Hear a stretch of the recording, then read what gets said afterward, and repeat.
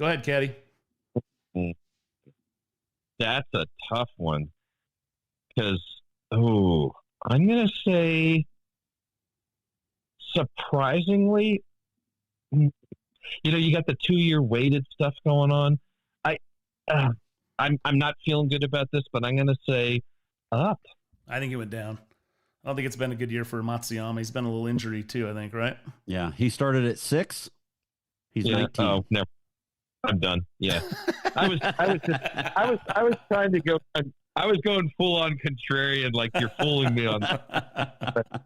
Okay. Hey, good stuff. We'll continue this game next week. We're out of time, Caddy. That was a fun time as always. Thanks for joining us, buddy. And that was known as a bad yardage. Thank you, gentlemen. That's the Caddies. Never a bad yardage. Hope you enjoyed that. Very entertaining and insightful. Thanks to Dave Glauser, our producer. For Bob, I'm Brian. We'll see you next week right here on Real Golf Radio. So my mother is thinking of switching from Verizon to Pure Talk, but she's worried the deal sounds too good to be true. Michael, she said, how can those Pure Talk people offer me the same basic service as Verizon for so much less money? I said, Ma, go ask Google how much Verizon spends on advertising and promotions. A few seconds later, my mother said, oh my goodness, $12 billion a year? That must be a typo. I'll tell you what I told my mom. It's not a typo. Verizon spends $12 billion a year on advertising and promotions, and their customers are paying for it. Well, Pure Talk doesn't spend that kind of money on commercials. Trust me, I would know. That's why they can offer you and my mother unlimited talk, text, and plenty of data on a crazy fast 5G network for just $25 a month. And if you're a business owner, you could really save a fortune. Dial pound 250, say the words Mike Rowe, and you'll get an additional 50% off your first month. That's pound 250 Mike Rowe. Pure Talk. Everything you need and nothing you don't. Hey, Utah! Are you ready for the Utah Mammoth to hit the ice? From game-winning goals to behind-the-scenes moments, Mammoth Plus brings the action to you all season long. Whether you're at home, on the go, or in the stands, don't miss a single shift. Visit UtahMammothPlus.com and start streaming today. That's UtahMammothPlus.com. Every game, every goal, live on Mammoth Plus. Every time I turn around, my friends at Pure Talk give me one more reason to feel good about switching. This month, for instance, they're supporting Canines for Warriors, a terrific organization that trains rescue dogs and then pairs them up with combat veterans struggling with PTSD. The result? They're saving lives on both ends of the leash. This is why I switched to Pure Talk. I like being in business with an American wireless company who shares my values. Yeah, I appreciate unlimited talk, text, and plenty of 5G data for just $25 a month, and I bet you will too. But I think you'll really appreciate doing business with a company who gives back to the men and women who volunteered to defend our country. Just dial pound 250, say Micro. With Pure Talk's U.S. customer service team, you can switch in as little as 10 minutes. Again, dial pound 250, say Micro, to switch to an American wireless company who actually stands for something. Pure Talk. During the Mazda More to Move You sales event, Tim Daly Mazda Southtown is offering 0% for up to 63 months on 2025 Mazda CX-50 and Mazda CX-5 turbos. And to make it even easier for you to drive away in your new Mazda, you won't pay till next year. That's right, 0% and no payments till 2026. There's no better time than now to get your new Mazda. Come in today to Tim Daly Mazda Southtown in Sandy. Some restrictions apply. APR OAC. Not available with any other offers. See dealer for complete details. Broadcasting from the Mountain Home Services Studio, this is 97.5 KZNS FM Colbert, 1280 KZNS AM Salt Lake City, and 102.7 KSL FM HD2 Salt Lake City Midvale. This is 97.5, the KSL Sports Zone. Counting you down to kickoff. This is College Football Saturday with Alex Kirry, Christian Esparza, and Alex Napoles on 97.5, the KSL Sports Zone.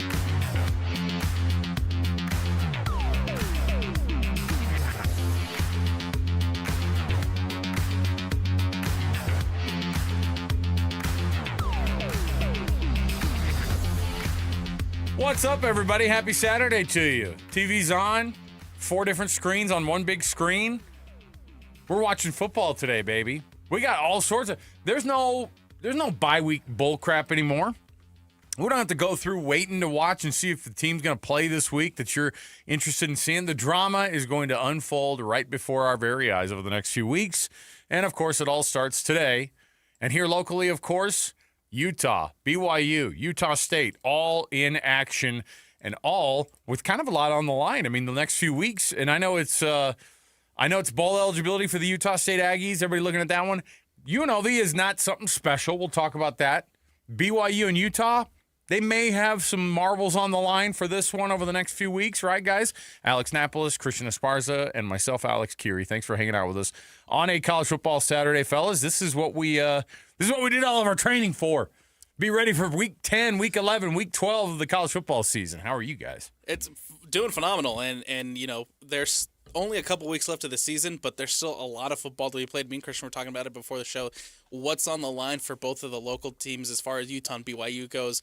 Big 12 championship implications still on the line. College football playoff implications still on the line. There's a lot of football left to be played, and I'm excited to get into the stretch run here. Well, and as you brought up, Kirry, again, Napoles and I were having conversation before the show. You were getting rustied out in the hallway. I got cornered. So, not to make it sound like you weren't involved. Well, I brought a couple of my boys to the office too, so they're out there playing shuffleboard, and one of them is wearing. Like, we have so many dadgum jerseys. Look, we have so many dadgum jerseys at our house.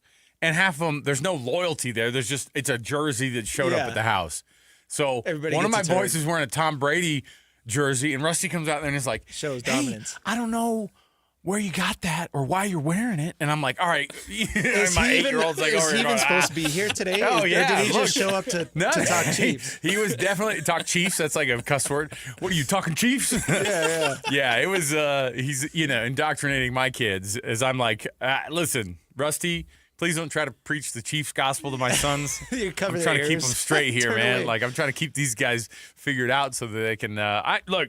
But again, yes, I got rustied. I got rustied in the corner over here. Not yes. to make it seem like you weren't involved in the No. I walked in. Basically right in time for the show. Yes. So the first thing I said is, man, I'm sick of these dang bye weeks, and I'm glad that's over with. Yes. So, and you brought it up. I'm glad you did. I'm so glad. I'm so glad we're watching actual football now, and I'm so glad that we're actually seeing this thing go down. Hey. What about the Pula interception yesterday? Oh, man. That took over the entire country, by the way. I only wanted to bring it up because he's a Utah commit, right? Yes. Is his twin brother committed as well? Is this a package deal? Do they get the... Both Jared and Kenan are both committed to Utah as it stands. And this was Kenan who made the interception yesterday, yes? Yep. He's on ESPN last night. He's the number one, by far the number one play on the ESPN Top 10. And then he does like a 6-minute interview on SportsCenter. I'm like... And it's a Lone Peak, Highland, Utah. I'm like, oh my gosh, look at what is going on here. Napoles texted us during our show yesterday, during Football Friday, and he's all, oh, this sweet interception. I'm like I need to get a high school tweet about a highlight. And then he sends it, and I go, oh my goodness. And then you start to see this thing became as viral as it could get. Yes. On a day. Like, it was just phenomenal. And if you haven't seen it yet, it's top shelf, world class, like NFL type. Like, I don't care who you are, that type of a play is only made by superstars at the highest level of football, and it was made at a high school game during the semifinals yesterday to put Lone Peak into the championship against Corner Canyon. So it's freaking cool, man. I love stuff like that because, for the last couple of years I've been involved in the high school game. I've been watching a lot of high school football, and every year you just see more and more talent here locally. And whenever stuff like that goes viral, whenever stuff like that goes big, I love to see it because it puts the spotlight on Utah high school football, because there is a lot of talent that goes unseen or unrecognized because it is high school football. And it used to not. Yeah. Like, the way that you find out about this kind of stuff in the past was word of mouth. You should have seen it. Yeah. And now we all saw it. By the end of last night, it was the biggest play across the entire country. Well, and we saw Sean was talking before the show. Des Bryant, former Cowboys star, even retweeted it, and he tagged Odell Beckham Jr. He said, "Yo, OBJ, look you what got you're to doing check to these this out." kids. Yeah. Because in case you missed it, I mean, I'm surprised if you haven't seen it. I don't know who wouldn't have. I mean, anybody in the world of sports at all, like if you were on Twitter at all yesterday, you had to have seen it. You got to see Kenan Pula with this interception. It's crazy. It was so funny last night too, because he's doing this interview. He's got the eye black on still, and And these anchors on ESPN are like, so you caught it. Was that like fun? And this high school kid he was as good on TV as you get too. Like he was pretty dang dynamic, and it was fun to watch the back and forth and some love toward some Utah high school football. And yeah, it's what's cool is he's going to be in that very stadium, hopefully making those same types of plays going forward. So, dang, Lone Peak and Corner Canyon. When is that? Thought, right?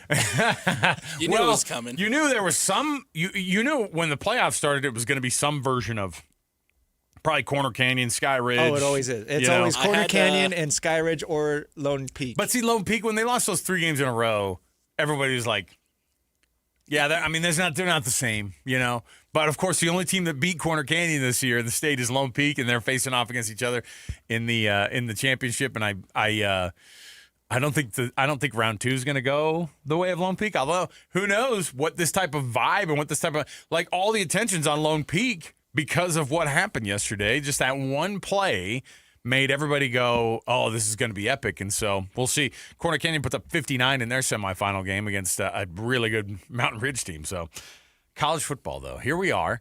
And we're watching games that typically we wouldn't necessarily care if they mattered or not. But across the board, if you start to look at some of the games that matter, and you start to look at the implications, you start to think about where we are this year with Utah and BYU in the Big 12 and how much difference that a year makes in terms of having both teams in a race with a relatively high college football playoff ranking, BYU at 12, Utah at 13.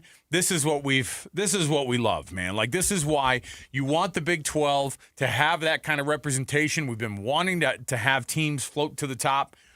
Is this an indicator kind of as how this could be going forward? Because we're talking with Mitch Harper yesterday, and he goes, look, Texas Tech is they're asserting their dominance right now because some team needs to grab this conference by the throat and say, this is our conference. And I think BYU and Utah are right in that conversation as well. It's a great year to be able to have both teams in the conversation and in a possible, position to make yourself available for the college football playoff. I don't know if it'll get there, and I don't know what version of BYU you're going to see today. I don't know what version of Utah we're going to see going forward over the next few weeks, but it's still awesome to be able to talk about these teams that are absolutely in the race this year, and this is why this is what we were hoping for, that both teams would be really good this year, and they both are.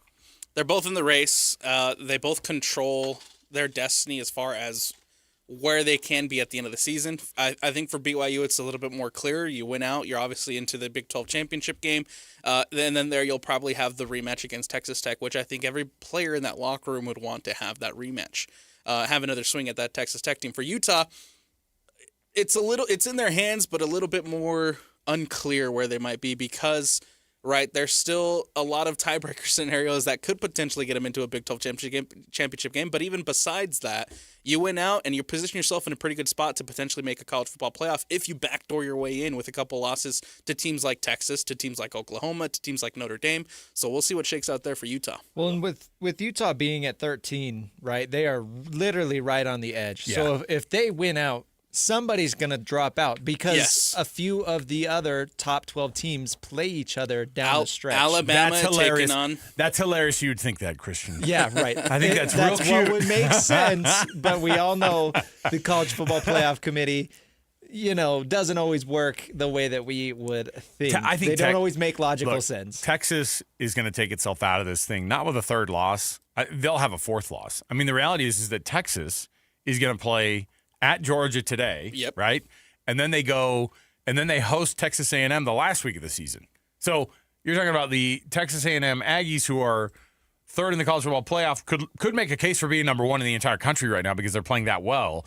And their strength of record and their strength of schedule are actually higher than both Ohio State and Indiana, who are in front of them, whether or not those metrics matter or not. And they're firing off right now. They're taking on South Carolina, who, you look at and you go, yeah, whatever, but they got Lenora Sellers. If you're going to – the SEC's tough, man. But I think Texas A&M, I think, they're the type of team that's going to be in. You know what I mean? And Texas and Oklahoma both. And then Oklahoma's got to go to Alabama when? Today. Is it today? Yeah. So they go to Alabama. You're going to see a third loss by both of those teams by the end of today, fingers crossed. Right. The problem is that Notre Dame is taking up a Big 12 slot in this college football playoff, right? That's what we're looking at. Like, and the reality is Pitt is the last hope to give Notre Dame that who loss. do they have after that? It's like Stanford and like I can't remember. I don't know what the Notre Dame's full schedule is. Pitt, Syracuse, Stanford. Who? At Pitt, at home against Syracuse, and then at Stanford. Yeah. Again, like save us, Pitt. You're our only hope. I'm telling you, there is a vibe. These things work themselves out typically, but Notre Dame, they started the year off 0-2, and those two losses. The Miami loss keeps looking worse, and the College Football Playoff Committee put Miami, they had them jump Georgia Tech in the rankings. And the College Football Playoff Committee, like, it just is, it's this, you're watching a disaster happen before our eyes, on top of the fact that their commissioner, Mac Rhodes, had to step away this week for personal reasons, and as the athletic director for Baylor and as the commissioner of as the chair of the College Football Playoff Committee, and then enter Mark Harlan. It's just such a disaster of a moment for the college football playoff, because everybody says, well, you got to check your hat at the door, your allegiances at the door. And it's like, it's so hard to imagine that they're going to actually do that. It's so hard to imagine that they can't, because Notre Dame just feels like that. If it's a 2-loss Notre Dame team, despite the fact that they don't have a college football, or they don't have a championship to play in, and despite the fact that their schedule is crap. I mean, it really is. Half of it is an ACC, a soft ACC schedule, and then you throw in like a USC inside there, and then you go, oh wow, what a strength of record, and they don't have it. Yeah. They don't have it, and so this is the kind of stuff. This is why you make those decisions to go, okay, this team, this BYU team or this Utah team are playing a tougher schedule than Notre Dame is, but Notre Dame is a brand that you cannot deny because of. I mean, you should be able to, but the people just won't, and that's a hard thing to swallow. That's a tough thing. If it's between the Golden Domers and some other team, it's always going to be Notre Dame. I think with Notre Dame, we're quickly learning that the ACC this year is not great, and so when they have like this pseudo ACC schedule where they play half the teams in that conference, and then they take on the not so great teams in that conference too. You can load up that schedule with basically a couple of cupcake wins and backdoor your way into the playoff as well. The two early losses at this point, I think, don't weigh as much as they probably should for Notre Dame. Oh, well, again, Miami just keeps getting like thrust into the highlight, even though that there are. I mean, Texas has a loss against a 3-win Florida team. Yeah. And I say 3 wins. One of them is to Texas. So it's like it was a 2-win team that they beat in Florida. Who've it's just hard to watch, because you just say, well, it's the SEC and then that's it, is not a good enough argument. So last week, of course, BYU falling to Texas Tech. We all made the pick that BYU is going to lose that game. I just don't think that we picked that it was going to be that big of a disaster. I mean, 26-0 going into the fourth quarter. What shocked you about that performance, if anything, with BYU going down to Texas Tech? What did we learn in that game about BYU and about Texas Tech? I guess I was pretty shocked that BYU's offense came out as flat as it did. But at the same time, we have literally seen that before here in Salt Lake City just about a month and a half ago, right? So it was a shock, but then it wasn't at the same time, because Texas Tech dominated that game the exact same way that they dominated Utah at Rice-Eccles Stadium. And, that I hate to talk about BYU while bringing up Utah, but the way that, again, Texas Tech played that game the exact same way. They dominated in the trenches. Their pass rush was phenomenal, and they really shut down that Cougar offense to where they could not do anything until the end of the game. I think that's probably what, I wouldn't say shocked me. No, yeah, it shocked me a little bit. It shocked me a little bit how inefficient and ineffective that BYU offense was. Like, it was shocking, but then you remind yourself, right, it's a freshman quarterback going against one of the best defenses in the country. So is it really shocking? I don't know if shocking is the right word, but it was surprising. I don't know, but did we have our hopes up too high? I guess. I just didn't. Or were we expecting too much? I just didn't expect them to be that ineffective. There was. He had happy feet in the pocket. It looked like they were forcing him into making quick, bad decisions, and ultimately, that's why they had a 0 heading into that fourth quarter. There was something that came up. They got beat at the line of scrimmage. Oh, all game. And there was something that came up yesterday. We were talking with Mitch about this, and he goes, but the thing that's different about this is the Big 12 with playing in the Big 12 now and not having an independent schedule is now, people had when BYU would lose their first game, the season was over, so to speak, right? Yeah. And I said, yeah. And however, some of that hasn't gone away because of how ridiculous the College Football Playoff Committee has gotten. Because it feels like a team like BYU still has to be almost unblemished, right? Because I'm watching the talking heads go, yeah, I mean, BYU, they showed they're not really, this isn't the real stage for them. And you're going, oh my goodness, and it was after one loss, right? Well, but when we used to say, well, you don't need to be perfect, because it's hard to be perfect in these college football seasons. I mean, by the end of it, which teams are going to be totally undefeated? Maybe one in the college football playoff. Maybe one. And the reality is too, I mean, you go back and you look at bowl projections, specifically from ESPN and their bowl projections, right? They have BYU in all season long. Basically, as they're knocking off wins, as they're getting higher in the rankings, they got BYU into their projections of the college football playoff. They lose that one game to Texas Tech, and they're automatically out. The latest ones from ESPN does not have BYU into the college football playoff. And it's a tough just thing. after the one loss. And here's the other thing is that in those same predictors, like Utah's just not even discussed, right? Even though, like you said, Christian, it's like they're 13. They're right there on the edge. And they're going to roll. Like their schedule is very favorable over the next 3 weeks to be able to roll every team in front of them, including, a road game at Kansas to end this thing. So they've got today going down to Baylor. That place is a mess right now.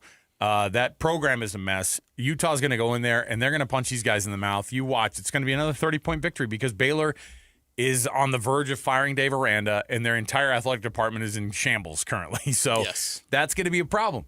They're going to do the same thing again. I think they're going to, with Kansas State up here at Rice-Eccles, you'll have death throws. You'll have like a team that's like, they'll start kicking a little bit, but in the end, it's just they're not going to survive. And then you go to Kansas, who also is just a mess. And I think Utah is just kind of unstoppable right now. At least feels that way. And so they should be in the conversation.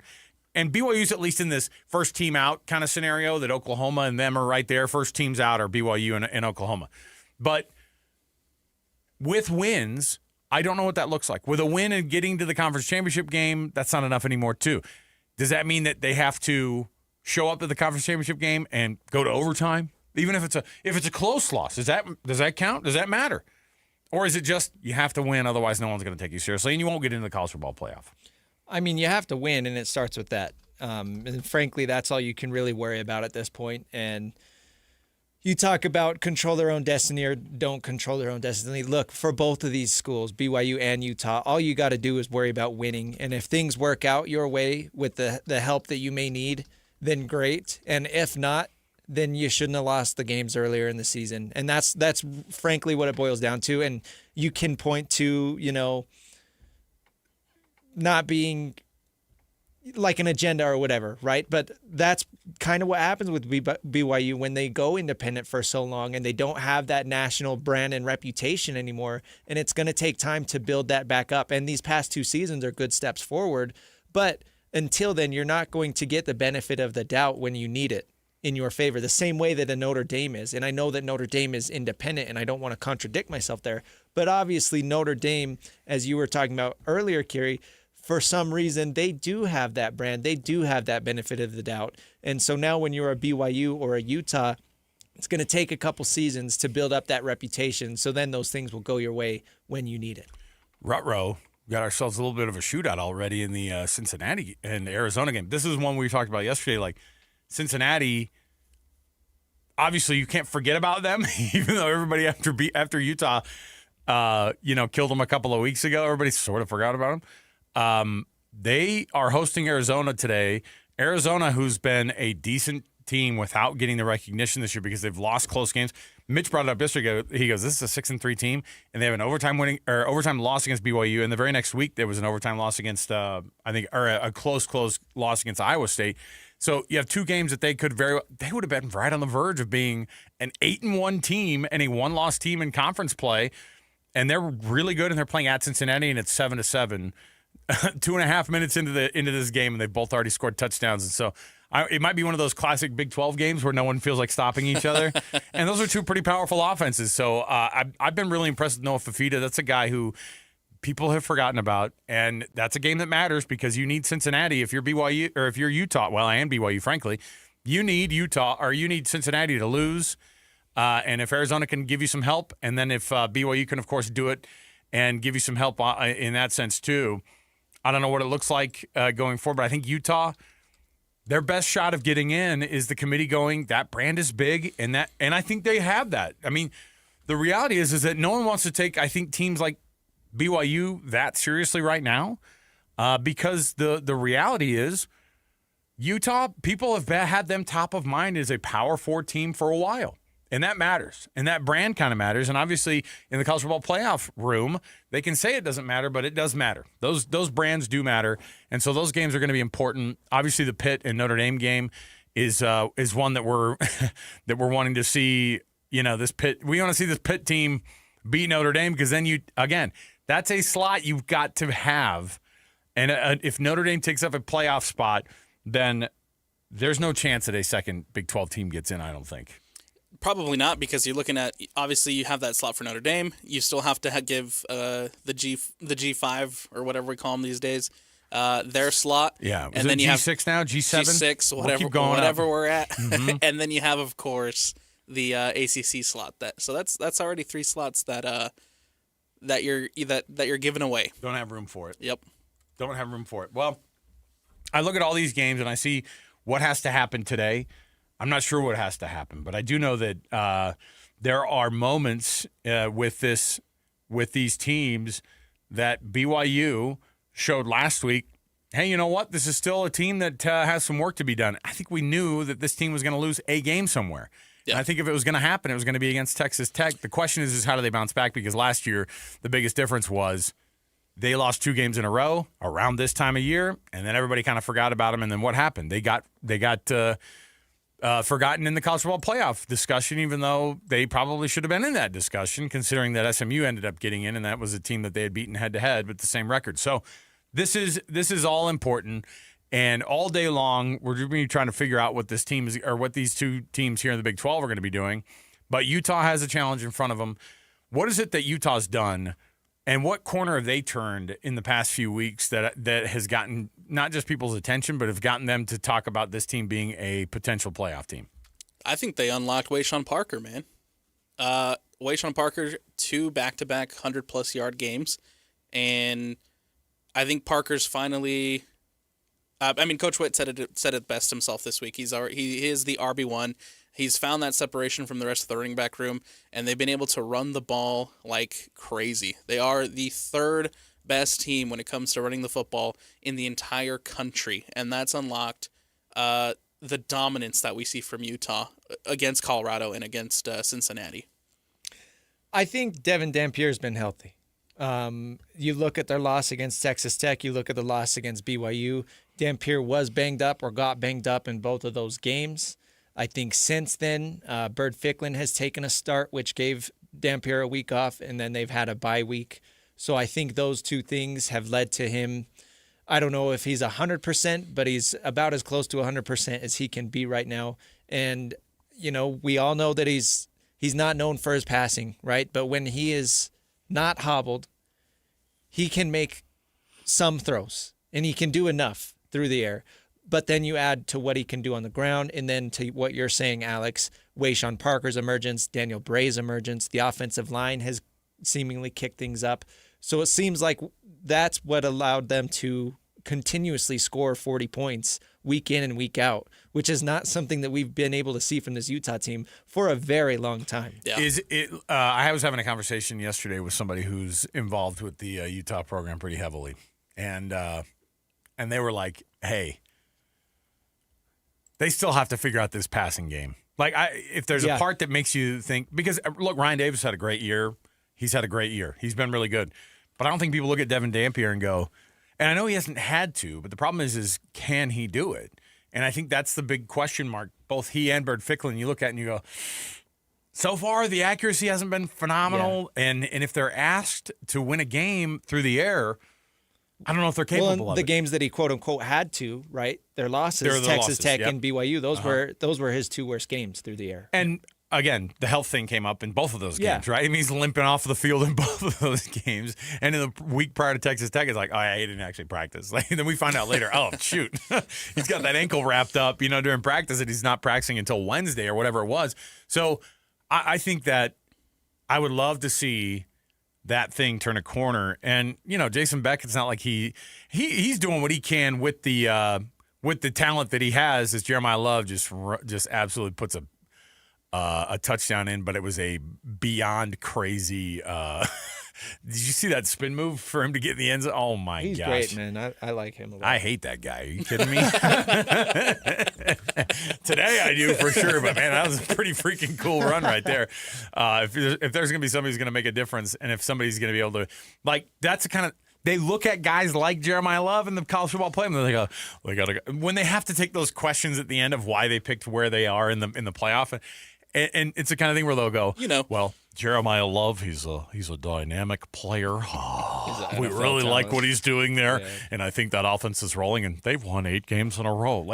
All this stuff, you can hear it all. You know how they make these dumb arguments, but Notre Dame up 7-0 against Pitt after Pitt got a first couple of stops. They could not stop this one this time around. Let's take our first break. When we come back, we've got lots for you to be able to get to as well, because I think that this is one of those times that we look at, and I don't know, you guys tell me, in terms of how big of a week this is compared to the other weeks that we've done college football playoff, that we've done the college football playoff discussions.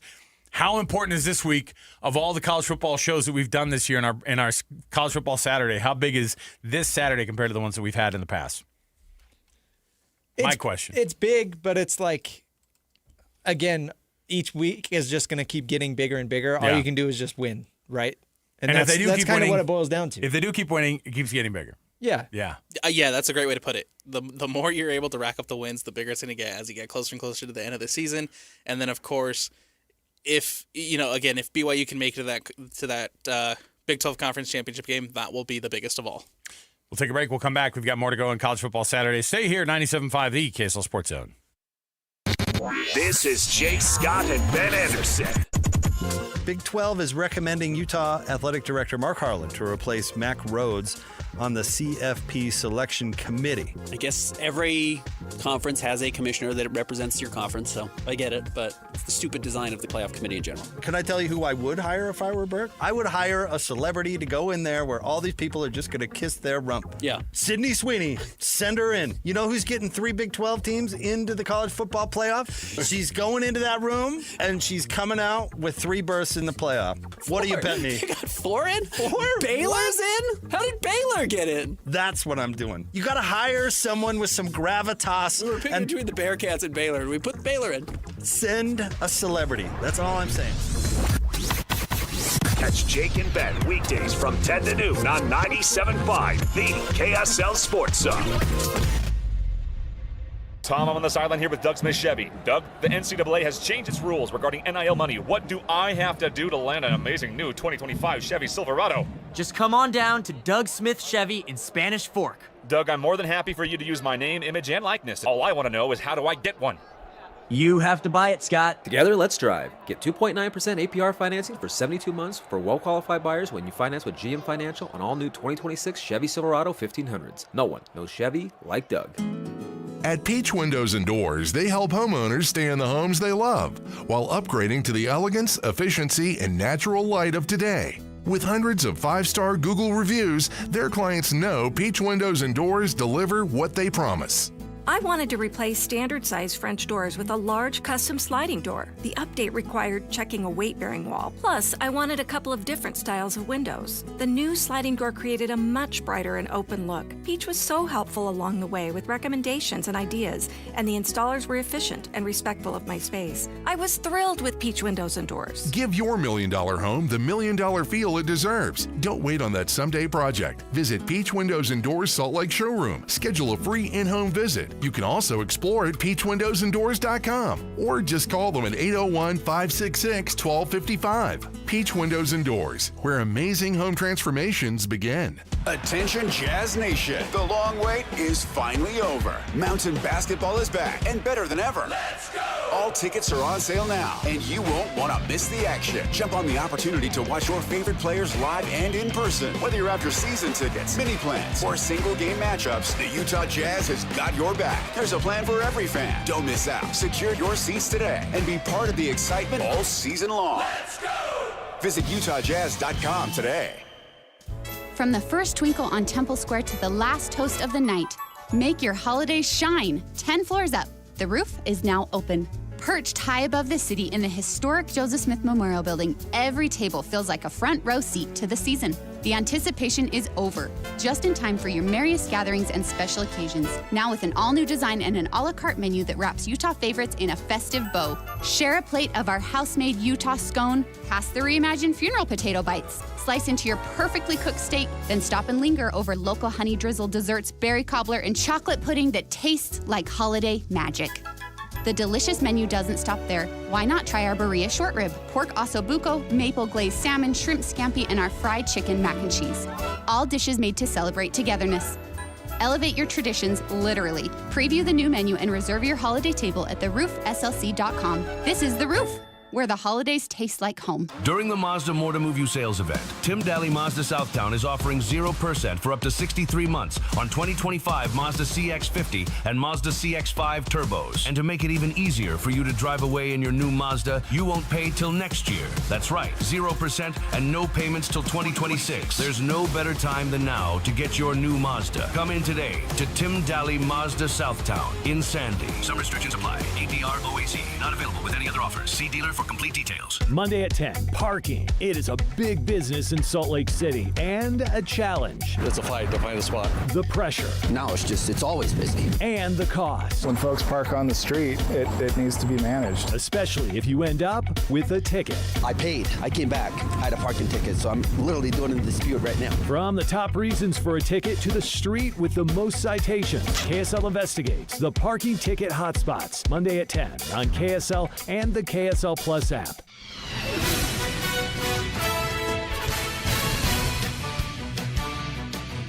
Counting you down to kickoff. This is College Football Saturday with Alex Kirry, Christian Esparza, and Alex Napoles on 97.5, the KSL Sports Zone. College Football Saturday, 97.5, the KSL Sports Zone. I'm Christian Esparza. Joining me, Alex Kirry, Alex Napoles. Let's hit a quick scoreboard update. A lot of games rolling around the country. Let's start here. The big one we're all keeping an eye on. Notre Dame up 14-0 over Pitt. Notre Dame just had a pick six following the Jeremiah Love touchdown. Michigan and Northwestern tied 0-0. Big 12 action. Cincinnati is up 14-7 over Arizona. That is one to keep an eye on. And then we've got South Carolina up 10-3 over Texas A&M. Real quick, want to remind you about University of Utah Health. Hope is in our DNA. Learn more at uofuhealth.org. That's University of Utah Health, for you, for life. Fellas, let's start with this Utah game today.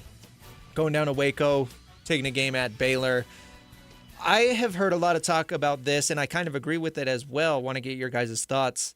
Utah was steamrolling teams, and then they kind of hit this bye week. Are you guys worried that would kind of disrupt their momentum that they had going on, or do you think that it was good to take a week to get healthy? They have nobody on their availability reports, and then they go down to a dysfunctional Baylor team that's got a lot going on right now. I think with a lesser coaching staff, you would be, and with a program that doesn't have much culture, like, the momentum would get stopped more quickly. I don't think that's the case with Utah. In fact, in comparison, Baylor, who they're playing this week, they had a bye week. They're coming off of the bye, and we listened to that Aranda press conference, and they're like, considering the press is so freaking mean down there in Texas, man. They are the meanest, and they were like, they all don't like Aranda. They want him out. They do not. No. And the story coming out with Mac Rhodes right now is almost more about getting Dave Aranda fired than it is getting Mac Rhodes fired. I mean, one will equal the other because he's a Mac Rhodes guy. Dave Aranda, they're buddies and whatever. And he hired him. And people don't want Mack Rhoades there anymore, and they're making it clear. And the way they're doing it is they're happy to blow themselves up as a program. And he said, hey, so you finally put a game together, like a full game together. That's honestly, remember the media guy goes, Coach, you finally put a full game together, and then you have a bye week. Does that worry you that you know, obviously it's nice to get the rest, but would it have been preferable for you to go straight into this? He goes, yeah, probably. He's shaking in his boots. Yeah, and he's like, bit. yeah, we probably should have, because that kind of momentum for a crap team, like I say a crap team, they're 6-3, which They're is not terrible. Or no, they're 5-4. But they're not awful. But what they are is a mess right now, and I think the stuff that's going on off the field is, you know, they can say it's not a distraction, but it absolutely is. And I don't worry about it for Utah as much as I do for a team like Baylor. And I think they'll get rolling against Baylor, and then you're back to the spot where you go, hey, we had that bye, we got a little bit more healthy, and I think they could only get better in the bye week, Utah. Well, and then we had one of the insiders on JJ and Alex earlier this week talking about the Mack Rhoades situation, talking about, you know, this game for Baylor, and this was before too the Mack Rhoades decided to step down, and he said, look, it might not be big national news at the moment, but here in Waco, it's the talk of the town. It's all everybody's talking about is the Mack Rhoades situation, the Mack Rhoades incident. It's all it's taken the spotlight away from this game. And so, just like Alex said, it sounds like it's a dysfunctional program. The Baylor's in a little bit of a mess. I don't anticipate Utah to kind of fall off because, one, they do get healthy, and two, that coaching staff, I think, smells a little bit of blood in the water when it comes to this game. Oh, and yeah, Utah is the type of team that pounces too.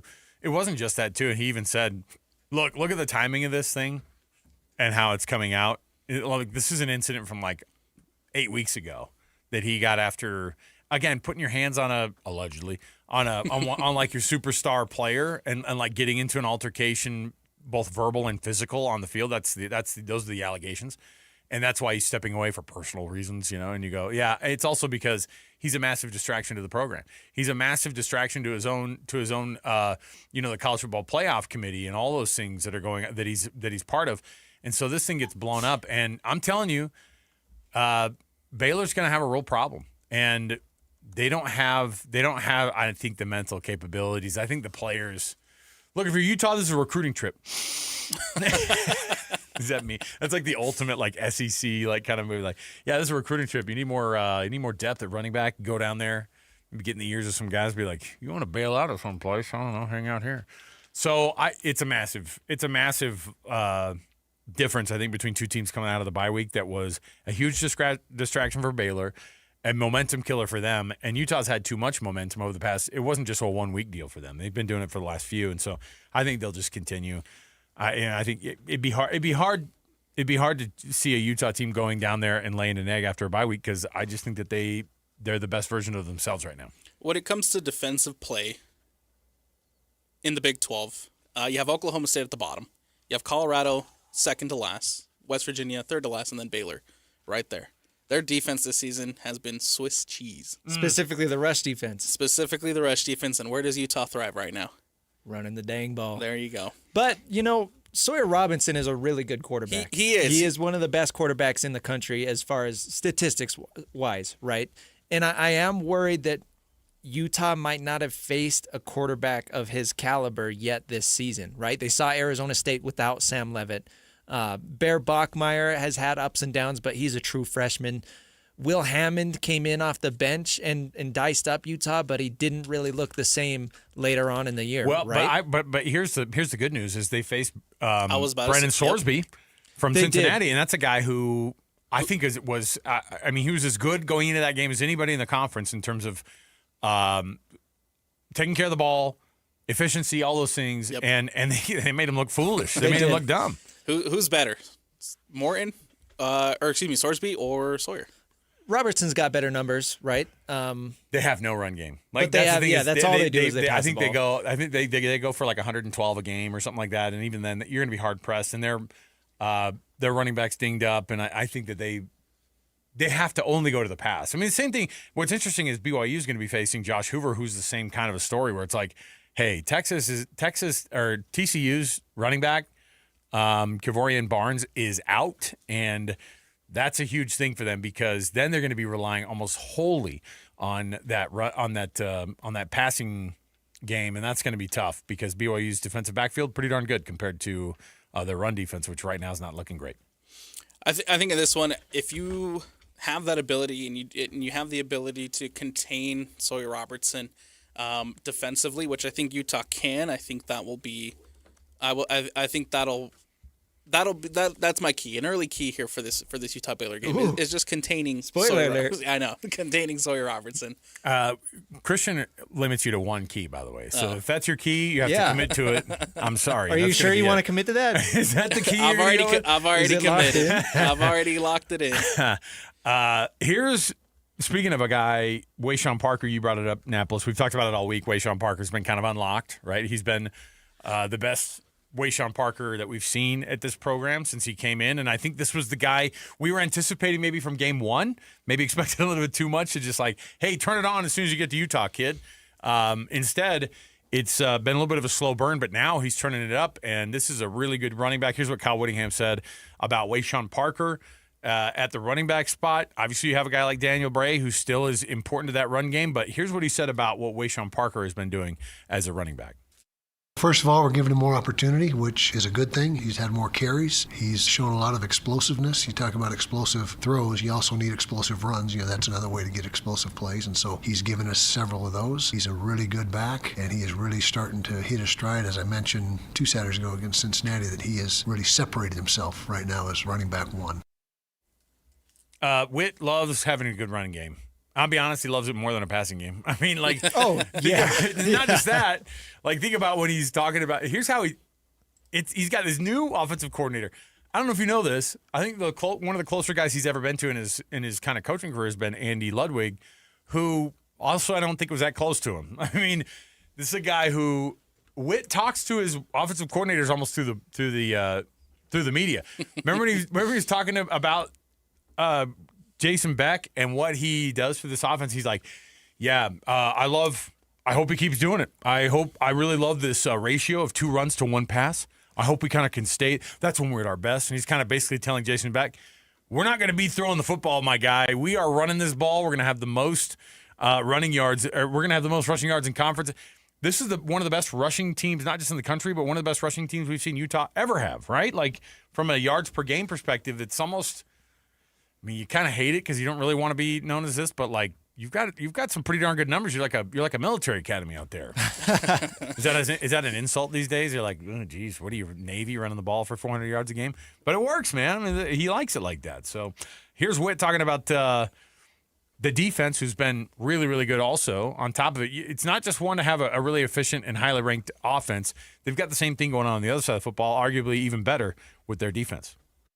Playing well in the red zone, which keeps points off the board, so that's a big part of why we're only giving up 14.3 or 7, whatever the number is, and so that's a big deal. Coach Scally and his staff doing a great job schematically. We got a lot of good players on defense, there's no question about that. All 3 levels are really solid, and so we got to keep it up for 3 more weeks. And I think when it comes to that clip right there with him talking about the defense, that's kind of what sticks out to me from that last game, from that Cincinnati game, is the fact that Sorsby did have some success throwing the ball down the field. They did have success getting into the red zone, but when it came to red zone defense, that's where the drive stopped for Cincinnati. There was that fumble in the red zone. They stopped them defensively in the red zone too. There was the missed field goal in the red zone, and so that's what stands out to me is you bent but you didn't break. You let Sorsby get a couple of good balls down the field. There's also that long touchdown, but I mean, besides that, Utah's defense really clamped down on a very good Cincinnati offense. Yeah, and that's something that they have been doing. I mean, outside of the BYU game, their last 3 of their last 4 games, essentially, they have been completely suffocating their opponents. And one of those, again, is against a really good passing offense in Cincinnati and Brendan Sorsby. And I want to talk about a little bit why they've been able to hold down, I guess, the passing defense. Smith Snowden has not been playing offense anymore. And a lot of that is due to the emergence of other players, and we'll hear from Witt in just a second. But obviously, and this was something I was worried about earlier in the year, when you have these players playing both sides, how effective are they going to be when they need them to be at their highest level, right? Smith Snowden is a guy that you need him out there to shut down the other opponent's best receiver. That's the type of corner that he is. He is one of the best in the country, and Witt needs him to do that. Morgan Scalley needs him to do that. When you have him playing offensive snaps, that takes away his ability. There's no way that he can, be at his best while also playing on offense. So Witt kind of touched on that and why we haven't really seen Smith Snowden as much on offense. This is what he had to say. Snowden's has slowed down with the emergence of Daniel Bray. He's doing a lot of things that Smith did or was going to do. And so Daniel has really allowed us to let Smith focus more just on defense. Yeah, you'll see Lander continue to get some reps as a second tight end. You'll see Jackson Benny sprinkled in there, and you probably won't see much at all of Smith. Smith Snowden, I like this decision, by the way, because it's like at some point it feels a little too cute, right? And by the way, when he says, hey, Daniel Bray's the guy who, these are the things we're asking Smith Snowden to do. Why do we need him to do those things if Daniel Bray's doing it at a high level? Yeah. Right. And on top of the fact that, like you said, hey, man, we need you over here doing this. Yeah. We need you over here playing this position. And by the way, if you're going to be in the league one day, this is the position you're going to be doing it at. Right. Why waste? It's just a waste of time. I'm sorry. I think it's kind of a little bit show-offy, too, to be like, Yes. hey, man, we're going to get these guys in here. I mean, and listen, while you're at it, take Lander Barton out for the tight end stuff, too. Let's go right to I'm all for mixing it up. But these are your superstars on defense. And, I know they did all the study. Remember, this was a talking point at one point earlier in the season. Yeah. We studied. We studied Travis Hunter. We studied We how saw these what they did at two-way Colorado. players, yeah, you can do both. And it's like, you can, but do you need to? In their case, they don't. They needed Travis Hunter at Colorado. They do not need Smith Snowden doing what he's doing, what Daniel Bray's doing. Right. You know what I mean? Right, and kind of to Christian's point, I think that we're at a point of the season where you are in must-win territory all for the rest of the season, right? The 3 remaining games for Utah are must-wins. If you want any chance at potentially backdooring your way into that Big 12 championship game, if you want potentially backdoor your way into the college football playoff. And so it's now that you're in these must-win situations, again, to Christian's point, let the guys rest. When the offense is out there, let your defense rest. Let them be sharpened up for the defensive plays because you're going to need them to be those superstars. You're going to need them to be fantastic here down the stretch. And frankly, I don't even think Smith Snowden was making a huge impact on offense.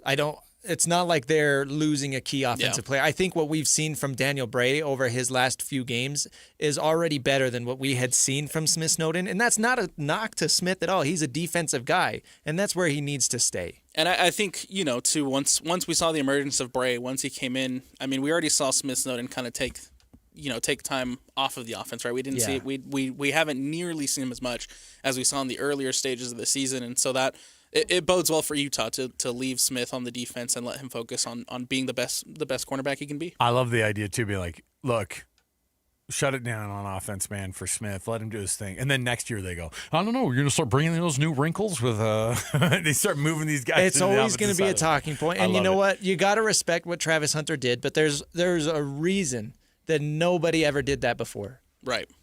What he did was one of one. It was special. It's never going to be replicated. And I'm talking playing at a high level on both sides of the ball, not just playing both sides of the ball. You can do that. But the reason people don't is because nobody's ever been able to play at a high level before him at both wide receiver and corner. I don't know when the next time we're going to see that is. It's not with Smith Snowden, and I'm sorry. But Daniel Bray has emerged, and he's done a very, very good job. And I like what they're doing with that. And I like that it allows Smith Snowden to focus on playing corner because, as we were just talking about, they're going to need him. I'm ready to see Daniel Bray maybe flip over to the defensive side. Yeah, of the maybe ball, we'll see Daniel Bray play corner. We go full circle and just start making him everybody do all the different things. Hey, Mekhi Bernard did it. I guess out of necessity. I guess.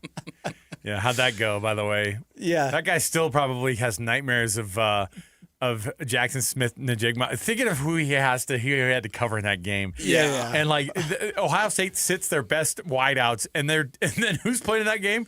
Smith-Njigba and Marvin Harrison, Wilson, right? No, Marvin Harrison Jr. Oh, yeah. No, Garrett Wilson sat out. He is the one that sat. Yeah, and was it? Who else was it? It was Garrett Wilson. It was Olave. Yes, it was Chris Olave. And those are two guys that are like, we're going to sit these guys and just put these new guys in put over these here. young cats in. The Jigma ends up with what, like 300 yards, or something like that. Poor Mekhi Bernard is having a heck of a game on the offensive side of the ball. The defensive side of the ball, they go, who is this guy? He stinks. And you go, come on, man. They're asking him to do too much. No, that was, What a weird Rose Bowl. Shout out to Mekhi Bernard because that was a tough Shout thing to out do. to the pig farmer throwing a touchdown in that one, too. Yeah. Oh, yeah. To Dalton Kincaid corner of the end zone. I mean, my heavens. And that's what most of the country knows Mekhi Bernard for, unfortunately, is the guy who could not cover JSN in the Rose Bowl. And that sucks. Everybody in the NFL is going, we can't either. So yeah, right. We can't figure it out either. So there's no shame in that, Mekhi. There's no shame in that at all. We got to take a break. We're going to continue to break down this Utah-Baylor game. It's a big one coming up later today at 5 o'clock. Stick with us. College Football Saturday, 97.5, the KSL Sports Zone. You've been listening to The Zone for decades. Yes! But now you can watch the guys break down your favorite teams. Some viewers may find the following video disturbing. Viewer discretion is advised. Catch the video stream of DJ and PK, Jake and Ben, Hanson Scotty, and JJ and Alex right now at KSLSports.com or by searching KSL Sports on YouTube. Utah's best sports radio is on air, online, and on the KSL Sports app. This is 97.5, the KSL Sports Zone. For nearly 70 years, Les Olson IT has been the trusted name for businesses. From state-of-the-art printers and copiers to managed IT services, we have the solutions you need to stay ahead in today's world. And now Les Olson IT is trusted and licensed in Utah for security systems, for technology that helps you work smarter. Les Olson IT, providing solutions that empower your business. Les Olson IT.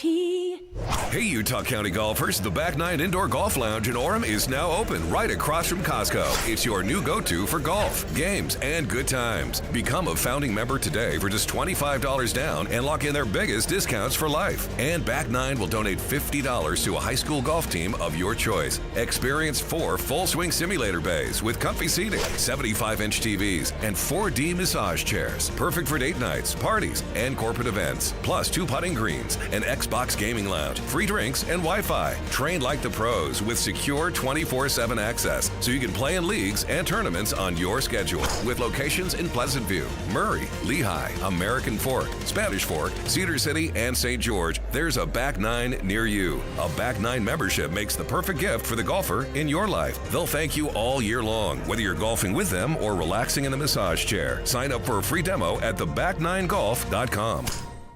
The holidays are coming. Is your home ready? Whether you're hosting a holiday party or reading a book, a brighter home makes your home more comfortable. Mountain Home Services can save you energy and brighten your space. Mountain Home Services can improve your home with LED lighting upgrades, smart switches, and modern lighting controls. Perfect for cozy holiday nights and year-round savings. And KSL listeners can save with exclusive offers to brighten your holidays. Serving Utah since 1954, Mountain Home Services was the first to offer upfront pricing with no hidden fees and 100% satisfaction guarantee. Protect your home with an electrical inspection, surge protection, and keep your family warm this winter with a generator. And KSL listeners enjoy a discounted price on a fireplace tune-up for just $99. Visit mountainhomeutah.com or call 801-543-2222. That's mountainhomeutah.com or 801-543-2222. Mountain Home Services, keeping Utah homes safe and warm since 1954. Here's the tale of the daily med fill. Same old pharmacy, same old bill, but those prices kept rising higher still. Till the savings wrangler rode in, cool as can be. Tap Good RX, saving massively. No plan? Don't matter none. Up to 80% off. The deals are done. Discounts hitting harder than Ma's chili. Dang. That one little app does all the rest. Save time and money on prescriptions. Check Good RX. Good RX is not insurance. Hi, I'm Michael from the War and Treaty. You know the jingle. Now discover the facts about Ozempic, a GLP-1. Only Novo Nordisk makes FDA-approved Ozempic. Learn about the real thing. Talk to your healthcare professional today. Call 1-833-OZEMPIC or visit Ozempic.com to view the medication guide and to learn more about Ozempic. Semaglutide injection 0.5 milligram, 1 milligram, and 2 milligrams.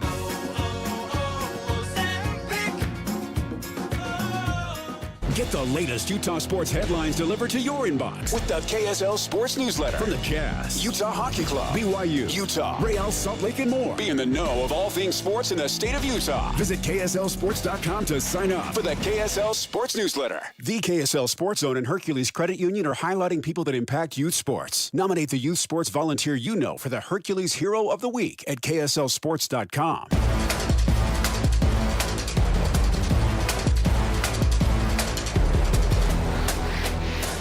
Previewing all the action for the Utes, Cougars, and Aggies. This is College Football Saturday with Alex Kirry, Christian Esparza, and Alex Napoles on 97.5, the KSL Sports Zone.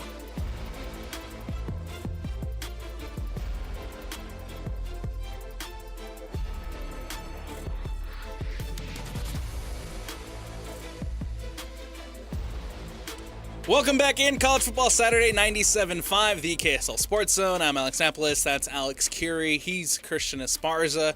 As we get you ready for this Utah game, they take on Baylor tonight at Baylor, 5 o'clock kickoff. Let's jump into keys to the game. What are we looking for in this matchup?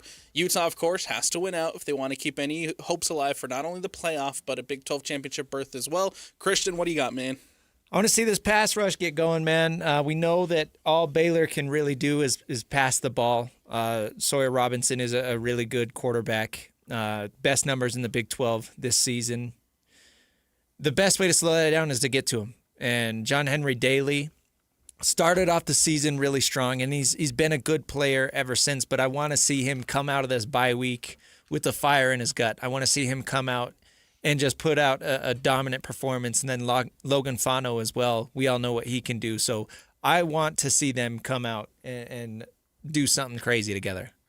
What's funny is like, oh yeah, he's slowed down a little bit. He's still third in the country in sacks. Yeah, or tied it for is. third. Yeah, with and I think 4 other guys. Did the Bednarik finalists come out? And he's in that. He's like, I think he's rated like 4th or 5th on that list. Of course, two Texas Tech guys are David Bailey and who's the other dude? Their defensive back their defensive lineman who's awesome. Texas Tech has 2 of the finalists of the 5 or whatever it is, and John Henry Daly's been awesome. And I think that this is, I don't know what Baylor's offensive line is like compared to the rest of the league, but there hasn't really been a team that can, if they're getting going, that can stop them. You know what I mean? So I'm looking forward to Utah's defense. You're saying stop like the rush, pass especially. rush, Yeah. And so I think that and if it's not John Henry Daly, they can funnel all sorts of sacks the direction of Morgan Scalley. The twists and stunts that he does and the creativity that he gets to, and the kind of insane level of creativity on where the guys are coming from pressure wise, like. Your safeties, your corners, your linebackers, they all have a shot to get sacks. And so I love that for a key. Mine is going to be on the offensive side of the ball. I want some more balance. I do want to see the passing game. I want Jason Beck to kind of go, hey, you guys have all been just talking about how awesome our run game is. And yeah, we started there, but I want to see some dynamic passing from this team. I want to see him put a few up in the air. I want to see him do something a little bit extra. On the passing side of the football. I think you do that if you start to get it in hand kind of early. Is that too much to ask? Just win the game early. Start winning the game early. Be up 3 scores, and then just keep. And then before the half and into the third quarter, get that passing game going, and then slow it back down again when you're winning in the fourth quarter. I'd love to see the passing game get going a little bit more this week. The bye week certainly helps with that. Yeah, you would think. You would hope. Yeah, and look, Bird Ficklin has a lot of polishing still yet to be a dynamic passer, I think.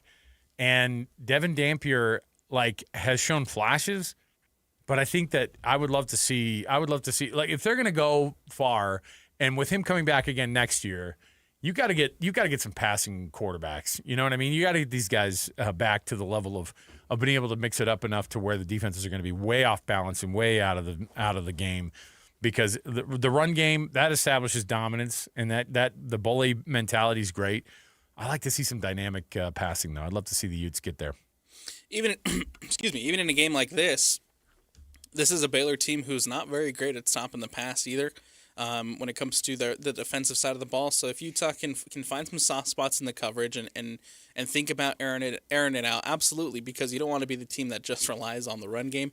There is going to be defenses like, let's say, potentially you make it to a rematch at Texas Tech at some point. There are defenses who are going to clamp down on the run, and they're going to force you to throw the ball. So it's better to find some comfortability in the passing game now before you get to a game of that caliber. Look, of course, Pitt can convert that interception into the pick six. They had to get 3 points out of it. That's it. You got to get in the end zone, my guy. Come on, man. Bummer. I know. 14-3, 13:38 left to go in that one. For me, again, we talked about it earlier. Contain Sawyer Robertson. This guy is 300. They're averaging 312 through the air. This guy's the number 5 quarterback as far as passing yards go in the country. It bodes well for me, like I said, last week or 2 weeks ago, stopping Sorsby in the red zone, allowing him to move the ball, but then clamping down when it comes to those big moments, those red zone situations. Defensively, I think Utah can contain and stop Sawyer Robertson, and so that's what I'm looking for tonight for my key to the game. Utah taking on Baylor at Baylor tonight, 5 o'clock. You can catch the postgame immediately following after the game with Christian Esparza and myself. We'll be on air, and we'll also be live streaming on YouTube, on Twitter, on Facebook, and on KSLSports.com. We're going to take a step away here, but when we come back, we'll dive into BYU TCU as the Cougars need a big bounce back at home against the Horned Frogs. That and more on the other side when we return here on College Football Saturday, 97.5, the KSL Sports Zone. Whether you're stuck in the office, I believe you have my stapler, in your car, or at your in-laws. You want a piece of me? You bet I do. The Zone is with you every step of the way. Download the KSL Sports app to get live streaming of your favorite shows and access to all the latest updates on your favorite teams. Your home for the best coverage of the Utes, Cougars, Jazz, and Mammoth is on air, online, and on the KSL Sports app. This is 97.5, the KSL Sports Zone. During the Mazda More to Move You sales event, Tim Daly Mazda Southtown is offering 0% for up to 63 months on 2025 Mazda CX-50 and Mazda CX-5 turbos. And to make it even easier for you to drive away in your new Mazda, you won't pay till next year. That's right, 0% and no payments till 2026. There's no better time than now to get your new Mazda. Come in today to Tim Daly Mazda Southtown in Sandy. Some restrictions apply. ADR OAC. Not available with any other offers. See dealer for complete details. At Peach Windows and Doors, they help homeowners stay in the homes they love while upgrading to the elegance, efficiency, and natural light of today. With hundreds of 5-star Google reviews, their clients know Peach Windows and Doors deliver what they promise.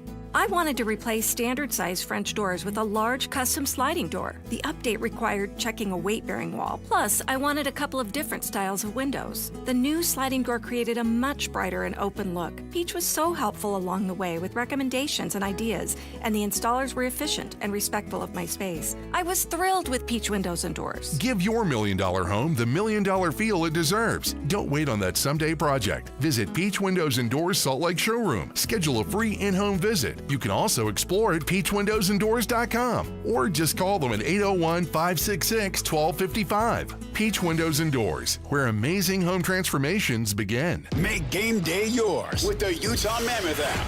Get your tickets, order food and drinks without leaving your seat, track live stats, and stream every game with Mammoth Plus, all in one place. It's the ultimate game day essential, designed for Mammoth fans. Stay connected to your hometown team and never miss a moment. Download the Utah Mammoth app today on iPhone and Android. Turn on push notifications and make every day game day. Tusks up. I'm Navy vet Phil Briggs, here for Navy Federal Credit Union. I always love Veterans Day because it's when I see my buddies posting up pictures of us when we were younger and built for speed. Navy Federal Credit Union also celebrates veterans of all branches and their families every day of the year. As a veteran, you can become a member and access exclusive rates, discounts, and financial tools for the whole family. So become a member today at NavyFederal.org/veterans. Navy Federal Credit Union. Our members are the mission. Navy Federal is insured by NCUA. This message comes from Viking, committed to exploring the world in comfort. Journey through the heart of Europe on an elegant Viking longship with thoughtful service, destination-focused dining, and cultural enrichment on board and on shore. With small ships that bring travelers closer to the destination, there's more time to explore. And every Viking voyage is all-inclusive, with no children and no casinos. Discover more at Viking.com. Hey, it's SLC Fat Loss with huge news. We're having our biggest deal of the year. Over $400 off now through December 31st. We know how hard it is to stay on track during the holidays. Most people without a plan gain 5 to 10 holiday pounds. But this year, you could do the opposite and lose 10 to 20% in just 60 days and still enjoy those special holiday meals. This plan works because it helps reset your metabolism and hunger hormones. Claim your free consultation at slcfatloss.com. I found the exact program that works for me. Alex here, JJ and I have been on this program for more than a year. I've dropped 65 pounds, but more importantly, I've kept it off during that full year. JJ here. I lost 40 pounds in 60 days, and a year later, I'm keeping the weight off. Go to slcfatloss.com. Do it before, during, or after the holidays, in person or virtually from anywhere you live. Free consultation at slcfatloss.com. That's slcfatloss.com. But hurry, limited spots available. Trust us, you'll thank yourself come the new year. Results may vary. Hey, this is Chris with JCW's. Craving something sweet? We do ice cream right. Come in and try one of our shakes, freezes, or an ice cream cone, and you'll see why we say JCW's, quality, and a lot of it. Broadcasting from the Mountain Home Services Studio, this is 97.5 KZNS FM Colbert, 1280 KZNS AM Salt Lake City, and 102.7 KSL FM HD2 Salt Lake City Midvale. This is 97.5, the KSL Sports Zone. Counting you down to kickoff. This is College Football Saturday with Alex Kirry, Christian Esparza, and Alex Napoles on 97.5, the KSL Sports Zone.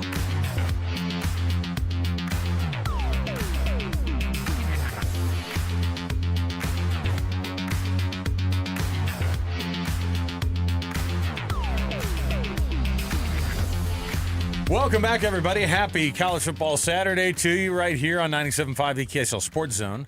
Alex Kirry, Alex Napoles, Christian Esparza. It's a tough job. Somebody's got to do it. We got to watch football on a Saturday, guys. Not just one game, not just 2 games. Give me 4 games sitting in front of us right here. Pitt currently trailing Notre Dame 14-3 in the second quarter.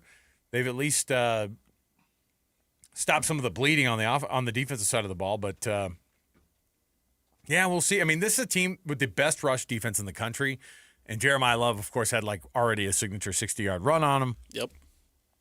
They've been a little bit leaky on offense, but yeah, I mean, it's interesting because Notre Dame is just a team that will grind it out, and I think that they are doing that this week, and so we'll see. We'll see what this one turns into. Indiana right now struggling a little bit against Wisconsin. They're at home. It's 7-7. And Wisconsin is close to keeping them out of the end zone again. And it's 7-7 going into halftime almost. We'll see how close that's going to be. But I don't know what to make of this Wisconsin team. Oh, they're terrible is what they are. They're terrible, but then they do stuff like that, and it's like... Who'd they beat? They beat Washington. Yeah, they beat the Huskies a couple weeks ago. Yeah, where their punter was their leading passer. This is not a team that's dynamic at all. I think that you know what Wisconsin always has is ballers in the trenches. Yeah. They always have great offensive, defensive line. Yeah, I don't know if you want to lean on that one, but South Carolina is up on Texas A&M. 3-6 South Carolina, who's won 1 game in the SEC this year, is up 20-3 on Texas A&M at Kyle Field in College Station, Texas, 20-3. Wow. With and Texas A&M just punted it away, and we'll see. Lenore Sellers showed up for this game. So we'll see if that one can stay as well. And then inside Big 12 play, you have Arizona, who's currently right behind Cincinnati. It's 14-7 there in Cincinnati at Nippert Stadium, and the Bearcats right now.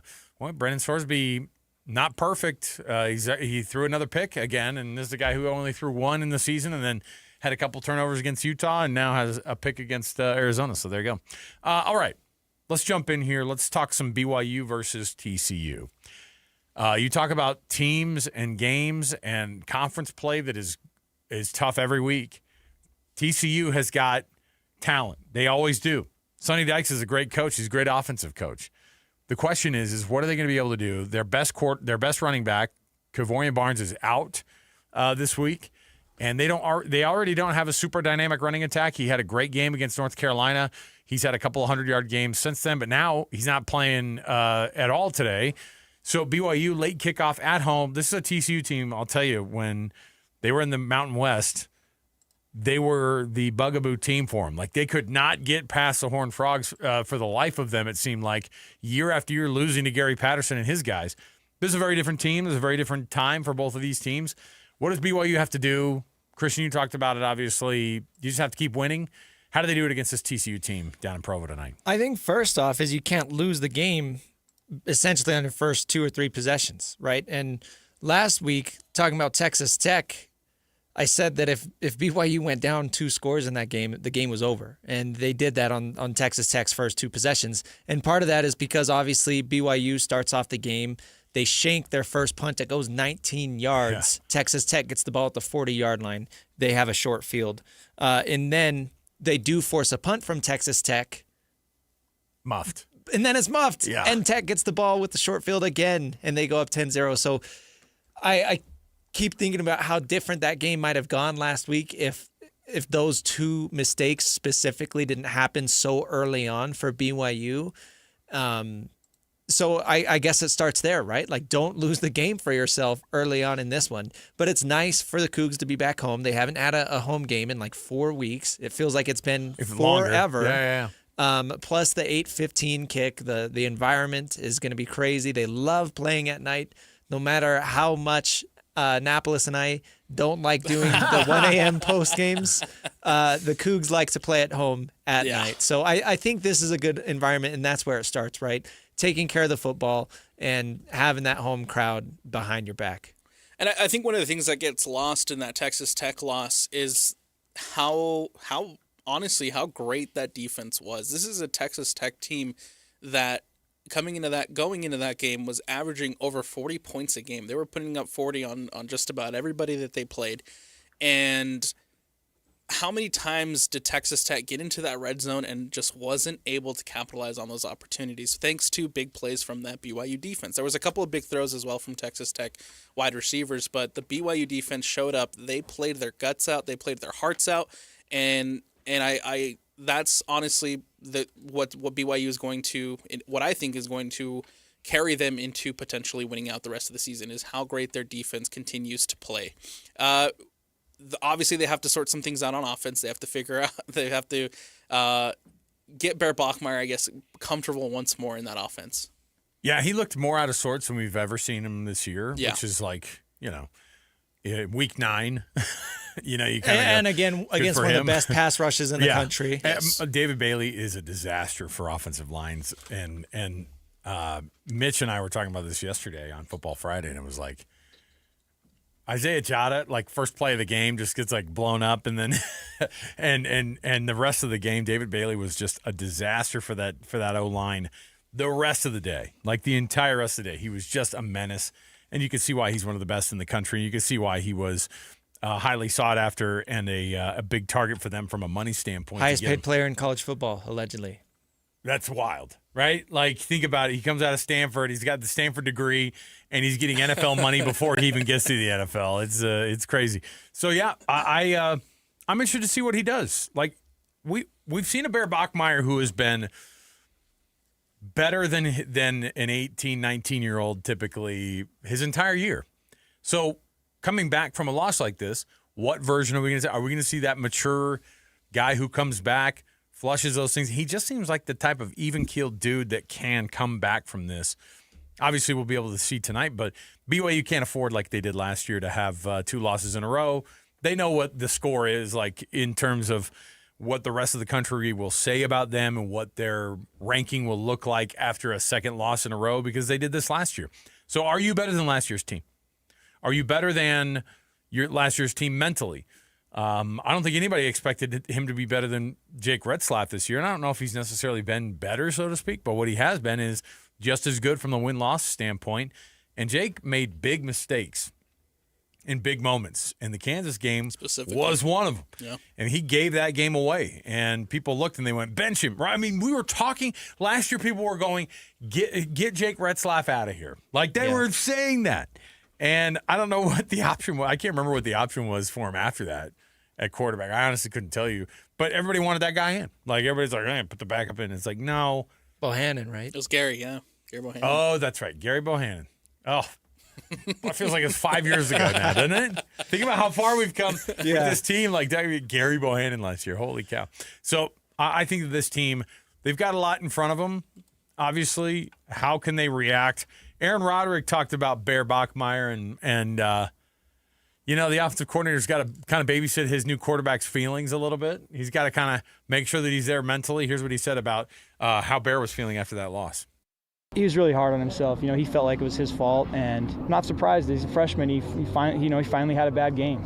It is what it is. He's played so well all year, and each week he's exceeded our expectations. And then this game, he had a tough game, just like all of us did, and me included. And he felt really bad. And I've just been trying to let him know that it's a team game. We need all 11 guys to play their best, and our coaches, we all have to coach better. And I expect him to bounce back and play well this week.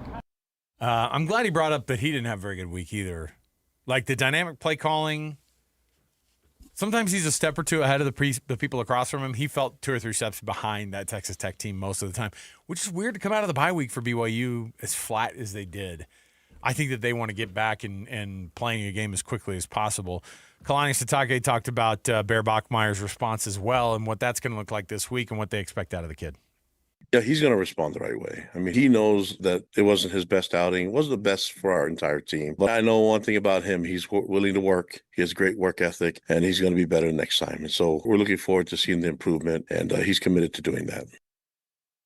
Were you pretty – I was actually pretty positive about the defense for a lot of this game. Like, you still saw your superstars. Jack Kelly had a couple of sacks. You had Ciale Serra with that 17-yard loss on that sack on that first drive, and they had Glasgow with a sack. You had 4 sacks, and Texas Tech had, 1.5. Did they have 0? They had none. They had pressures like crazy all day, and they were getting TFLs in the run game.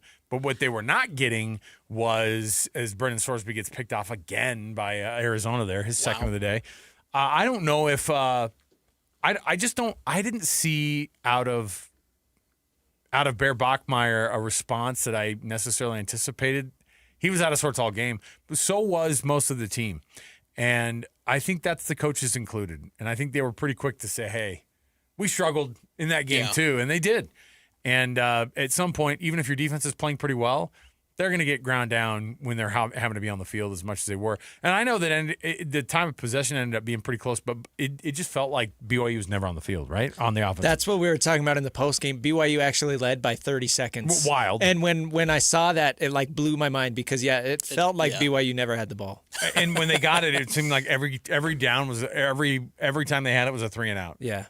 And it just wasn't a good game for them. I think one of the things that I remember that sticks out for me after that game was I don't remember what the question was exactly in the post-game press conference, but somebody asked him about Bear's inability to move the ball down the field, and Kalani Sitake basically tried to do the best he could to take the blame off of his freshman quarterback. Yeah, said, look, it doesn't come down to one player; it comes down to the whole offense. We didn't execute as coaches, and it has nothing to do with the way Bear Bachmeier played. And I think that's big, right? To continue to have that confidence in your freshman quarterback, because as a freshman quarterback, I think mentally, right, it's easy to get hard on yourself, especially after taking your first loss of the season against a really good team. And I think the coaching staff, from what it sounds like, hearing those comments from A-Rod, hearing those comments post-game from Kalani Sitake, it seems like they're doing their absolute best to make sure that Bear Bachmeier isn't in his head and can make sure to bounce back in this massive game against TCU. And that is the storyline. That is what I've seen. That's where I've seen the most worry from BYU fans, right? I've seen so many people saying, "Oh, that's it, Bear. He's a freshman. He's going to fold," and they're just assuming that because he is so young and so inexperienced, but. We have not seen that from Bear Bachmeier all year. We've seen a different guy. He's had bad games before. Oh, he's had bad plays.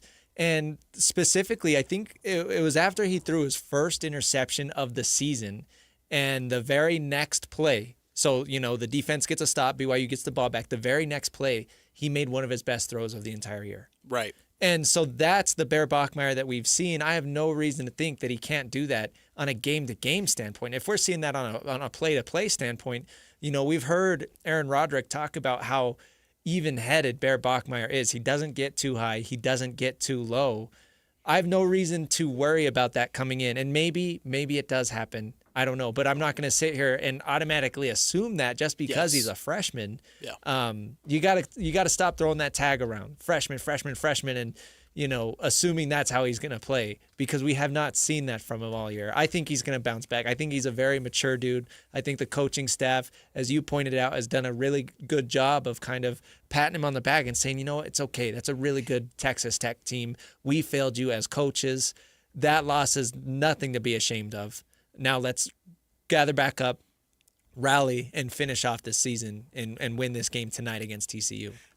Last week also, obviously one of the big ones was the situation in the backfield. LJ Martin comes into the game, ends up running the ball 10 times for 35 yards. And let me give you some perspective on that. His first carry of the day was 12 yards, remember? So then the rest of the day, he gets himself, feed LJ, he's healthy. The rest of the day, he gets on the other 9 carries, he ends up getting 23 yards on the rest of the 9 carries of the day. And that running game for BYU was absolutely abysmal. 27 carries for 67 yards, 2.5 per. And then they end up with 188 yards of passing offense. So it's not like you go, oh, yeah, but, man, look what they did on the offense. Bear throws a touchdown, he throws a pick. Has that weird fumble at the end, too, that looked very much freshman-y, right? It was like the most out of sorts I've seen him all year was in that very moment when he threw that backward fake ball coming out of the hand, ended up sealing the game. I mean, this game was sealed way before that, but that was the end of it. I think they just knelt it out after that. But in the end, is LJ Martin healthy? Does a running Bear Bachmeier come back and have a better performance than the 12 yards rushing that he had last week? Because the best version of BYU is LJ Martin running for 126 and Bear running for 62.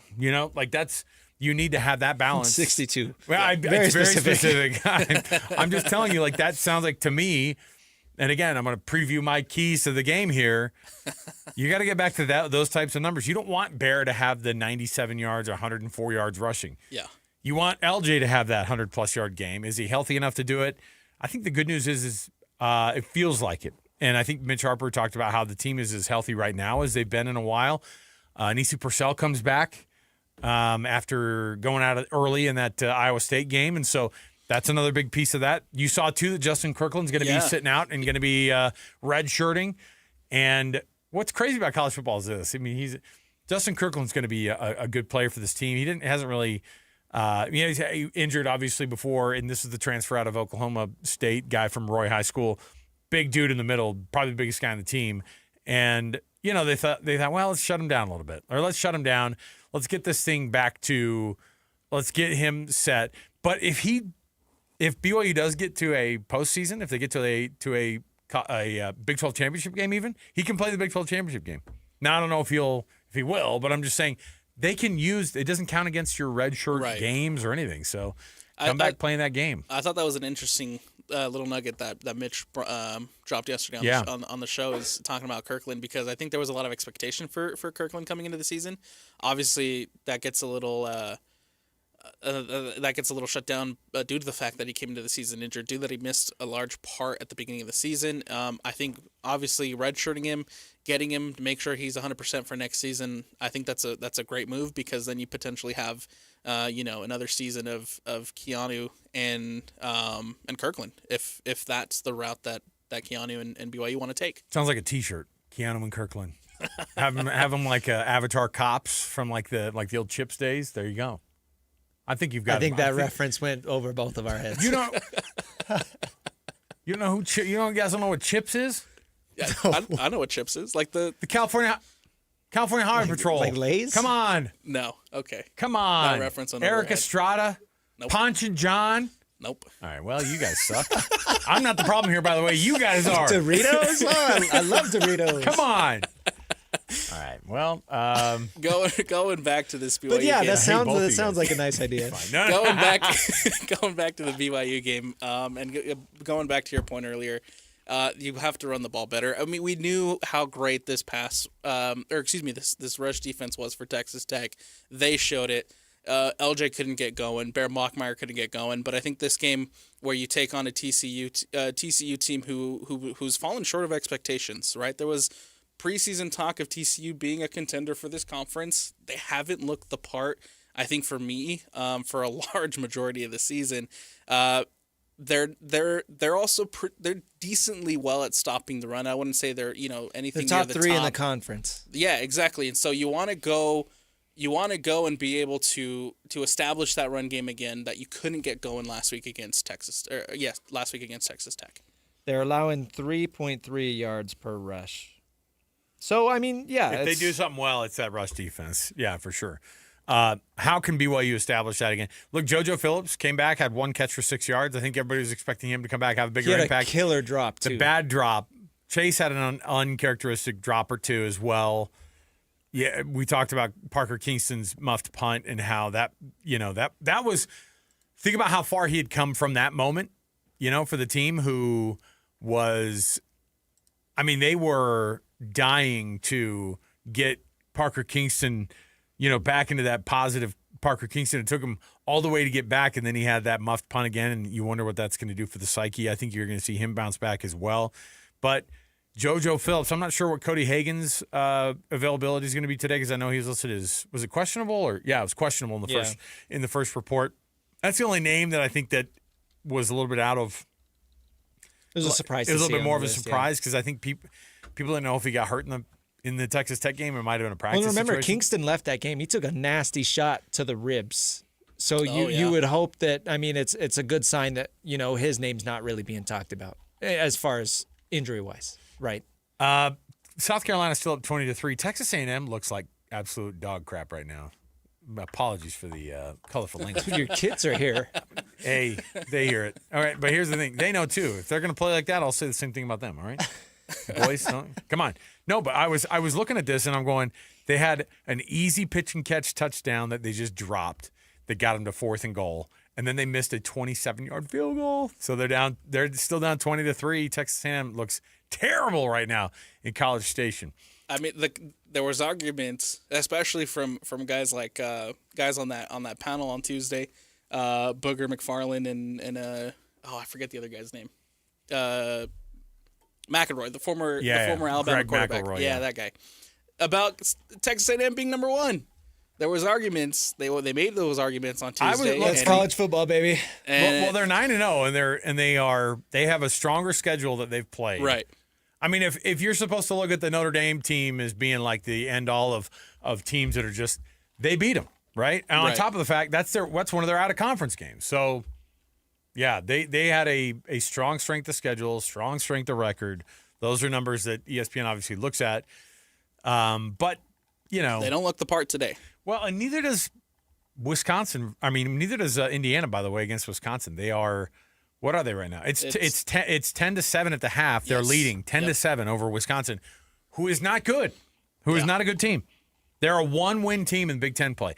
A no-win team, Penn State last week. They had to have one of the best catches that we've ever seen to be able to pull that thing off, and that doesn't bode well for them. And by the way, if Texas A&M was playing well, which they're not, you'd look at a game like that and go, hey, man, you've played 2 weeks in a row. You haven't played phenomenally against the opponents. I know you've beaten them, but not great, and they haven't looked great. And that offense is supposed to be dynamic, and they'll ding you if you're not. So we'll see. That's November football for you, man.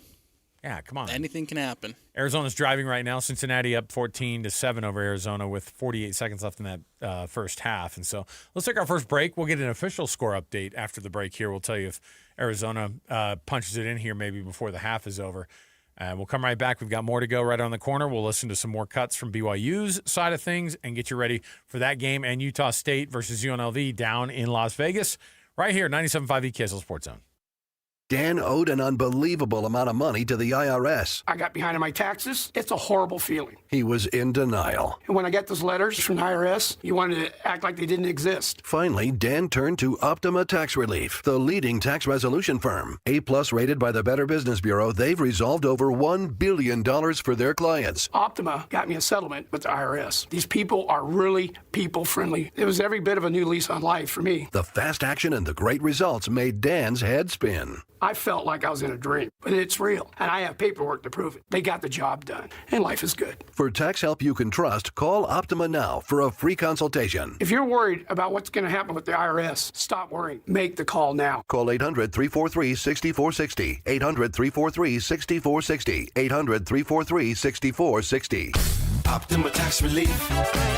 Testimonial from an actual client. Some restrictions apply. For complete details, please visit OptimaTaxRelief.com. Attention Jazz Nation. We know you've been waiting on the edge of your seat, and the time has finally arrived. All tickets are available now. Let's go!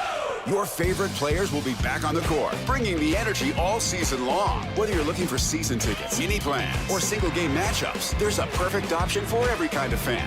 Show up loud and proud at Delta Center this season. Don't miss your chance to be part of the action. Buy your tickets today at UtahJazz.com.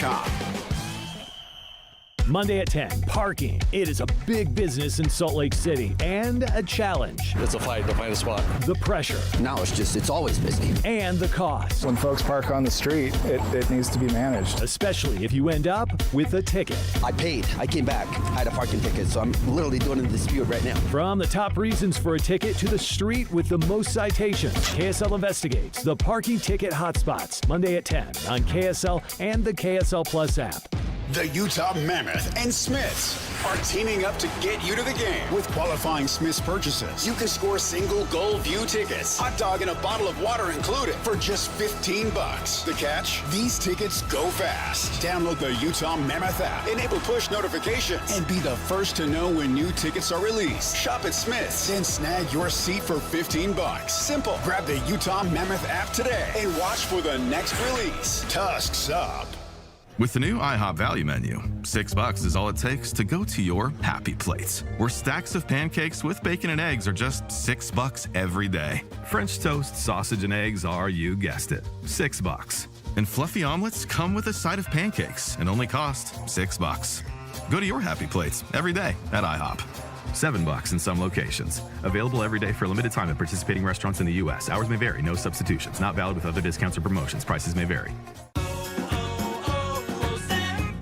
Hi, I'm Michael from the Warren Treaty. You know the jingle. Now discover the facts about Ozempic, a GLP-1. Only Novo Nordisk makes FDA-approved Ozempic. Learn about the real thing. Talk to your healthcare professional today. Call 1-833-OZEMPIC or visit Ozempic.com to view the medication guide and to learn more about Ozempic. Semaglutide injection 0.5 milligram, 1 milligram, and 2 milligrams.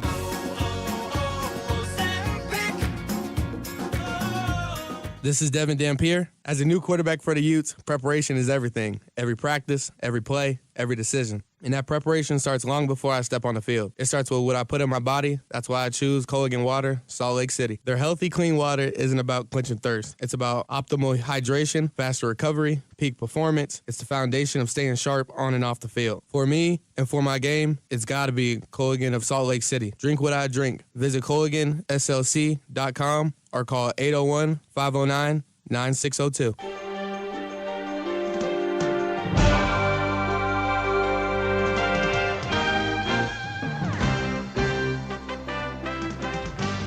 This is College Football Saturday on 97.5, the KSL Sports Zone.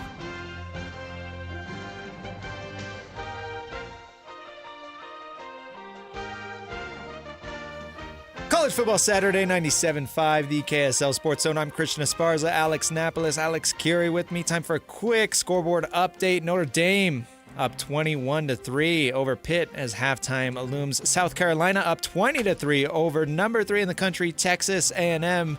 That game is a shocker. Halftime in Indiana, number 2, Indiana up 10-7 over Wisconsin. And then checking on the Big 12 scores right now, Cincinnati up over Arizona 14-10. Kansas State up over Oklahoma State 7-6. And then West Virginia kicked a field goal. They are up over Arizona State 3-0. Guys, back to this BYU TCU game tonight. We talked a lot about the health of LJ Martin last segment and what that is potentially going to do for the Cougars offense. He was able to play last week. We know he was ineffective. You would hope after another week rolling in that he's looking a little better. Yeah, I don't know what that. I mean, last week we had Riley Nelson on, and he was like, I don't know if I'm telling people more than you should know. I'll probably get in trouble for this, but it's an AC joint. I was like, yeah, man, keep it coming. So, yeah, AC joint, bad injury in the sense of it's just really painful. But we haven't heard anything about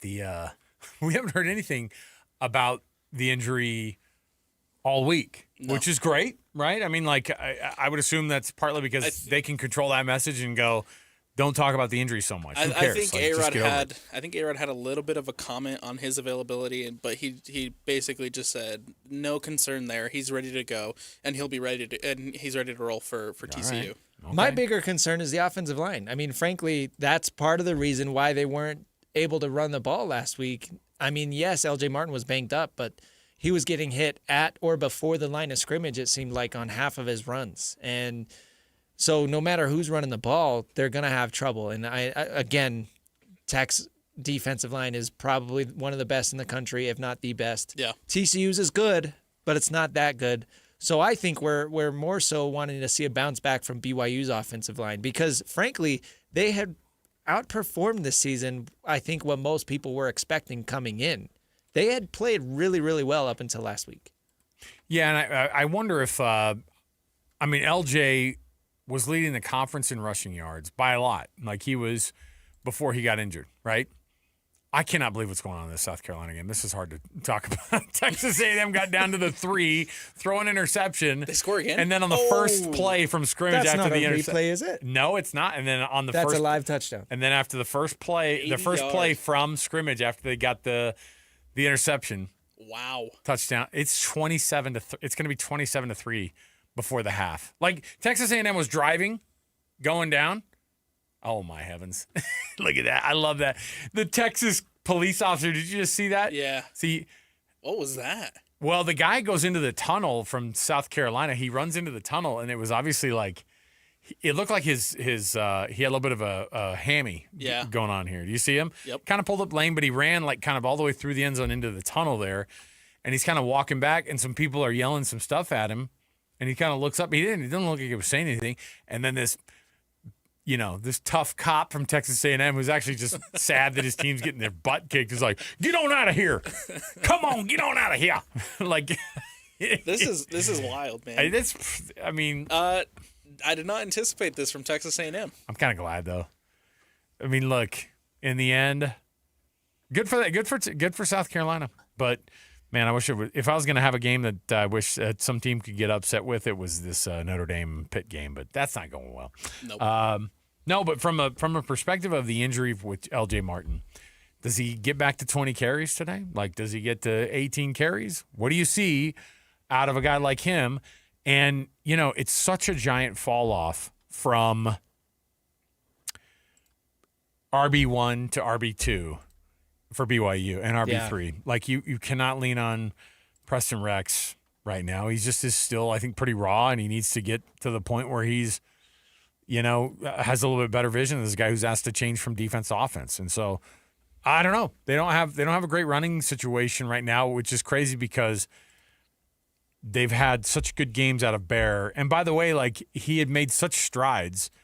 The vision that he had, like he would run straight into guys when he'd be running the ball. Like he'd kind of have these like middle of the field quarterback runs, which, coaches don't love because the guy's kind of putting himself out there and he's diving forward. But it got back to the point where he didn't have much vision, and they obviously were playing for the quarterback run against him at Texas Tech, and they just were not allowing it. 11 carries for 12 yards, that's not going to do it. You know what I mean? Like he needs to have that 8 to 10 carries, like I said, for 50 or 60 yards, I think, to be the most effective. And I'm hoping that LJ is 100% because TCU can stop the run really, really well.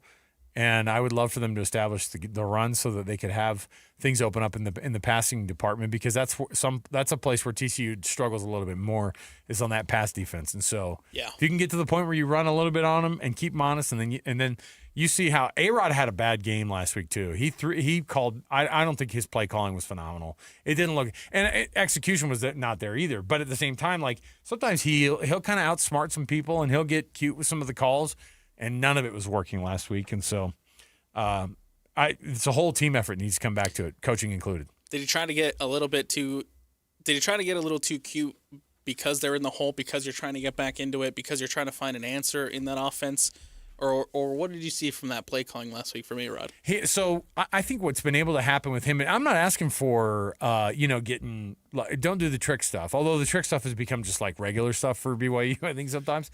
What you didn't see was them being able to, when they call pass plays and you would see guys going down the field, if a guy wasn't open, what you saw was Bear looking at one guy instead of going through a couple progressions. Yeah. And they would sometimes have those progressions be easier for him to be able to go, Chase isn't open.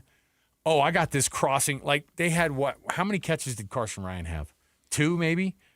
And you've got to have an effective tight end game for them. And they just weren't calling any, like every once in a while you'd see A-Rod call plays and routes would get nasty enough in the middle of the field that you would have a guy wide open in some cases. Every game there's a couple of those times for BYU. Never happened last week. And I feel like that they were just like going, okay, let's go back to vanilla here. And the vanilla got even worse for them. It was actually, hey, let's make it a little bit easier for you on your reads. And that actually got worse for them. I think that their strength is in being a little bit crafty, not trickeration. I'm just saying a little bit crafty on their route trees and getting these guys. You got to have JoJo Phillips come back and look like he's the JoJo Phillips that was before the season started. So that's what you want to see. I think that the dynamic play calling can happen when LJ gets going. And that wasn't happening last week, obviously, so maybe that also hurt. Yeah, it's tough because we talked about earlier, like it felt like BYU never had the ball. Even though they led technically in time of possession, it was basically even. BYU just hurt themselves last week. And I think going down early with the early mistakes, again, the shank punt, the muffed punt, 2 separate plays that really killed BYU from the beginning of the game. Yeah. I think that kind of forced them, too, to get into some weird play calling that they maybe wouldn't typically be in when you find yourselves down 10-0 halfway through the first quarter. JoJo Phillips had a killer drop that would have given them a first down, if not right. A 20, 25-yard play. He had like 6 yards of separation on the guy, and it goes right through his hands. Just little, it seems like there were mistakes all over by everybody on the offensive side. And speaking of mistakes, man, I almost want to see Tiger Bachmeier returning punts again. Parker Kingston dropped I think that's at least his second muff punt of the season. I know he had one earlier in the year. He might have had even another one. They pulled Parker for Tiger after that happened early in the season. And then they let Parker Kingston return punts again. Now that it happened a second time, I'm almost to the point where it's like, okay, look, Parker, focus on offense because you've done great things on offense and you can do great things on this offensive side. But if you are going to literally kill your team by dropping the ball on a punt, on a free, the other team is giving the ball to you and you're going to drop it and give it right back to them, get some better hands in there. I would sacrifice, I know that Kingston can turn a punt return into a 5, 10, 15-yard play. I would sacrifice that for a guy that I know isn't going to put it on the turf. And I think that's more important. I think that is way more important. At this point of the season, that is the most important thing because, again, it is must-win situations for BYU. You have to win out. You have to go out. And if you have a guy out there that you necessarily can't rely on to catch those balls, you necessarily can't rely on to make those big plays on special teams, then it's absolutely a question of we should get someone in there we can trust to not muff these punts. And not to take away from Kingston on offense because I think he's been awesome. He has been the revelation on offense for the Cougs. Yeah, and I think that's why you're also going to see, like, the funny thing is that, part of the reason that he muffed that first punt, I think, at the beginning of the year was we found out later he didn't even practice really until camp was had just, or he didn't even, I don't even think he practiced until the end of camp. Through camp, yeah. Most of the camp he didn't practice. And that one, I feel like you can get away with a little bit more, right? It's against, Was it against Sanford or was it against? I think it was or was it against Portland? Portland State. Might have been Portland State. I don't know. You're right. Either way, it was you like can get away with it there, but you cannot get away with it against a Texas team like Texas or any Tech. of the Big 12 schools. Or frankly, you're absolutely. in conference play. You're 9-10 games into the season. No room for that right now. Well, case in point too, Texas A&M has given the ball away 4 times in the first half, and I think South Carolina is about to attempt a field goal here, but they'll go up 30-3 before the half if they make this field goal. Texas A&M has thrown 2 picks. They've fumbled twice. Not good. So that's they just went up 30-3. There you go. Let's take a quick break here and then spend some time wrapping up the BYU game, getting our predictions for the rest of the day, and our keys of the game for the BYU Cougars as they host TCU tonight, 8:15 in Provo. Stick with us. It's College Football Saturday, 97.5, the KSL Sports Zone. This is DJ and PK. Here we go again. Joined now by Bronco Mendenhall, head coach of the Utah State Aggies. This is the time of season where you're looking at roster retention and also recruiting. What are your thoughts on having to do all that at a time when the most important thing is charged to win the next game? It's a really unique landscape. There's tampering, no question. It's against the rules, but the rules aren't enforced. We've got 3 more games left, but players have been reached out to. There's some phantom hotline that you're supposed to be able to call where something happens, which that's just nonsense. Phantom hotline? Telling it like it is, as usual. Phantom hotline. The reality is programs with as much money as they have will take who they want in the manner that's supposed to be legal, but not. Most are smart enough to stay one step away from a true family member. But yeah, it happens. Catch DJ and PK mornings from 6 to 10 on 97.5, the KSL Sports Zone.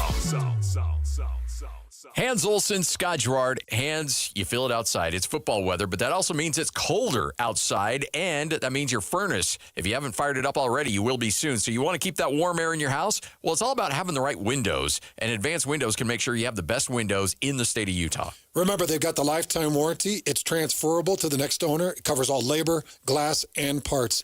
And these are original windows built right here in the state of Utah. They eliminate the middleman, so they make it more affordable for you. And they've got great financing plans, including 60 months, no interest, no payment, or no interest for 24 months. They'll set it up so it's affordable for you. Go to advancedwindows.com. That's advancedwindows.com and find out how they can save you money. In fact, $2,500 off when you swap out 10 windows or more. That's Advanced Windows. Call them now, 801-850-9100. It's Advanced Windows at advancedwindows.com, 801-850-9100. Utah Mammoth Hockey is back at Delta Center. Don't miss your chance to be part of the excitement as the Mammoth hit the ice all season long. Grab your friends, rally the family, and lock in your seats for the fast-paced, hard-hitting action. Great seats are available for most games, but they're selling fast. Head to UtahMammoth.com to get your tickets today. That's UtahMammoth.com. Your home for all things Mammoth hockey. During the Mazda More to Move You sales event, Tim Daly Mazda Southtown is offering 0% for up to 63 months on 2025 Mazda CX-50 and Mazda CX-5 turbos. And to make it even easier for you to drive away in your new Mazda, you won't pay till next year. That's right, 0% and no payments till 2026. There's no better time than now to get your new Mazda. Come in today to Tim Daly Mazda Southtown in Sandy. Some restrictions apply. ADR OAC. Not available with any other offers. See dealer for complete details. Calling all Jazz fans. If you can't wait another second to see stars like Ace Bailey and Lowry Markkanen tear up the court, you're in luck. Tickets are on sale now. Let's go!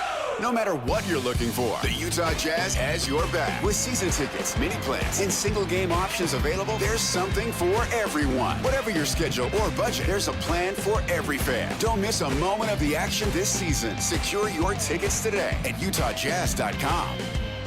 Helping your money do more means making sure you get the most out of every dollar. That's why, for a limited time, when you open a new America First Visa credit card and spend $3,000 within 90 days, we'll give you $300. That's like getting a 10% discount on everything you pay for with your card. Before you spend another cent, head to AmericaFirst.com and apply for your low-rate Visa credit card today. Membership eligibility, terms, creditworthiness, change, and conditions apply. Subject to additional criteria. Federally insured by NCUA. Equal Opportunity Lender.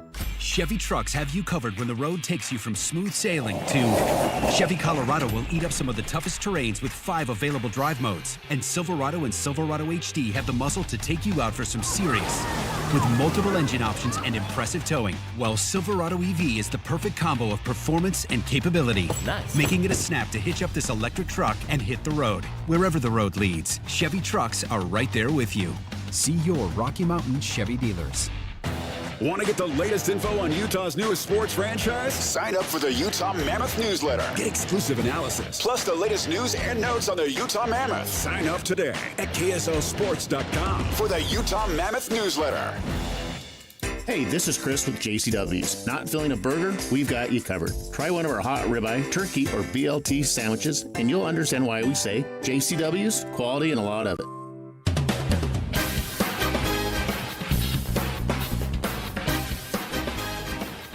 You're locked on to College Football Saturday on 97.5, the KSL Sports Zone.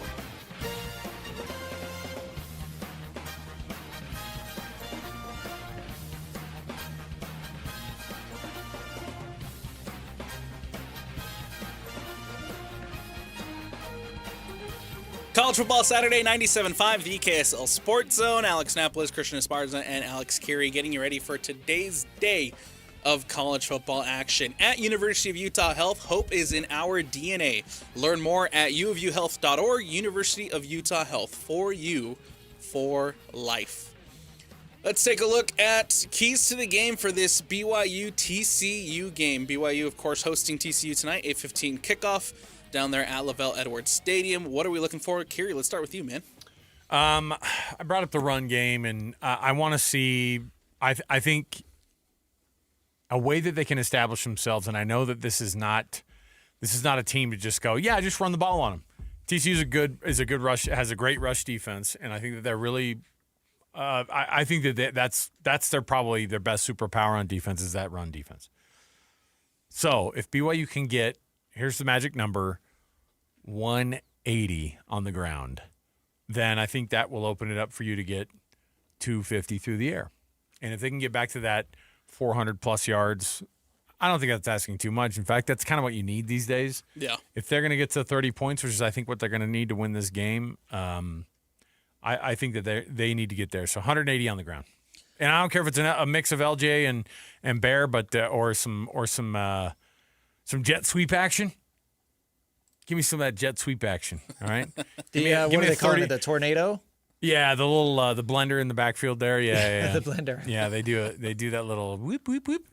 180 on the ground. I'm gonna say for BYU on offense. I think they'll be pretty good. TCU has a very explosive offense, and I think the only way they win this game is obviously if BYU hands them possessions. So I want to see no turnovers from the Cougs tonight. I want to see Bear play a clean game. I want to see the special teams play clean games. You cannot give Josh Hoover more chances to put the ball through the air and into the end zone. So real cliche, no turnovers from BYU tonight, because if they really limit what TCU can do with the football, if they limit how many times they touch the football, that's really going to hurt them and, keep them off the field. But they had BYU's offenses had seven, before last week had 7 giveaways. They had 7 turnovers all year, and then they had 3 last week against Texas Tech. So they've done a relatively good job. Yeah. But the games that it does happen, it's like those are the games that have been the closest, right? So right. Yeah. It seems like the games that, especially the first loss of the season last week was in large part due to BYU not taking care of the football. Yep. Looking at the Horned Frogs defense again, right? One of the best at stopping the rush in the conference, but they're one of the worst when it comes to pass defense. Right up there with West Virginia, who BYU was able to kind of torch up earlier in the season. Bear had right? 350 yards. That was his best passing game. And so to kind of piggyback a little bit of what Alex said, be opportunistic in the passing game, man. I think there was a couple of times last week against Texas Tech where BYU tried to throw it deep downfield to Chase Roberts, as we've seen them do in pass games, to Parker Kingston, as we've seen them do in pass games, and it just wasn't able to connect. They weren't able to get the passing game going. They weren't able to get anything going, but the passing game too struggled. They weren't able to get those deep balls that I think Chase Roberts has been so great at bringing down all season long. And so I want them to be a little bit opportunistic when it comes to throwing the ball down the field and finding those holes in a passing defense for TCU that hasn't relatively been very good this season. It would be nice to see BYU get 2 100-yard receivers again today. Absolutely. Parker Kingston and Chase Roberts, man. Let's get it going. Or JoJo. Or Cody. Yeah, you know what? This is a great game for JoJo Phillips to kind of get going. Yeah. Get his feet back under him, and hopefully he's able to figure it out and get back to what we think and what we know JoJo Phillips can be.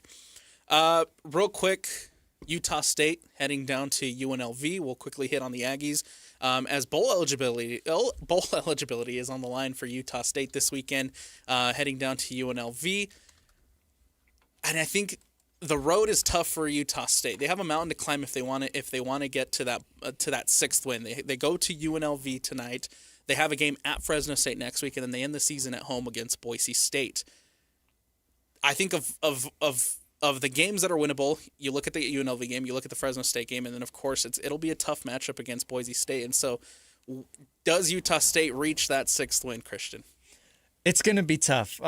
I mean, UNLV is a decent team. The top of this Mountain West Conference is so even. There are 1, 2, 5, 6, 7 teams with 2 conference losses. Yeah, they have 7 teams that are pretty good. They're good, I guess. Yeah, it's you don't have many yeah. superstars, right? And that actually bodes well, I think, for Utah State because I think they're kind of right there in the in that same kind of field of like it's even enough that I don't think they should be. It's not that tall of a task to go down and beat UNLV. I mean, I think they're 5.5 point favorites, UNLV is. I could see Barnes. I made that prediction yesterday. I'm not going to see Barnes have a big old game today, man. Utah State's 5-0 at home, 0-4 on the road. Ooh. They have not won a road game. And, of course, 2 of those are at SEC schools, right? So you got to remember that. But this would be their first road win of the season. I'd like to see it, but it's a tall task, I think. I think they can do it. I think they're going to do it. I think they're going to beat UNLV down there at their place. Yeah, they've had some rough goes on the road, but yeah, you go to Hawaii and lose, okay. You go to SEC teams, okay. Yeah. So they've lost 4 games on the road with a really tough travel schedule. So if you want to look at it like that, this is basically a neutral site. It's an NFL stadium, Allegiant. Come on. Yeah. It's not like UNLV fans are packing out the place. Come on, man. No. So with that, let's dive into our predictions for the week, and we'll start there with Utah State taking on UNLV down there at Allegiant Stadium. Kerry, we'll start with you, man. What do you got? I want to say, okay, I think this is going to be one of these higher scoring games. I'm going to say 38-31. Okay. Utah State Aggies get the win. There you go. They flipped the script. 6th win for the Aggie. Bowl eligibility from Alex Kirry. Christian, what do you got, man? I like that. And I honestly think if USU wants to win, they need to turn it into a shootout. That's how a lot of their wins have came, is when they put up a lot of points. Okay. I think they're going to cross 40 today. Ooh. I'm going to go 42-38 Utah State. Oh, not a lot of defense. No. I like it. Coming back, going back to that last week against Nevada, I thought the offense played incredibly well. Obviously, Nevada not a world beater, not necessarily. Yeah, but 40 points in the first half against anybody is pretty darn good. Exactly, and so I kind of hope that they carry that momentum, and I think they will carry that momentum. I think Utah State goes into Allegiant Stadium and is able to sneak away with the win. I'm going to go 35-31 for Utah State. Heading now down to Lavelle Edwards Stadium, BYU taking on TCU, 8:15 kickoff. Christian, we'll start with you, man. What do you got for BYU TCU? I think BYU is going to roll this one, honestly. A lot of people are really, really worried about TCU, and I don't see it. I think BYU is a better football team. They love playing at home. They love playing at night. And I think they are really going to respond well after that loss last week. I think these guys are humble and hungry, as Coach Satake loves to say. I told you it's my new restaurant I'm going to open down there in Provo. That has been their motto all season. I think BYU is going to win this one. Give me something like 38-28 or something like that. What was mine yesterday? I think I said during ours it was 30-20. Right? Yeah. 30-20. 30-20. I give it to me. Give me 30-20. I think BYU is favored by 6.5 at home or 7.5 at home. So I'm gonna stay. I'd say they even cover. Not that means anything here. I don't even know what that means myself.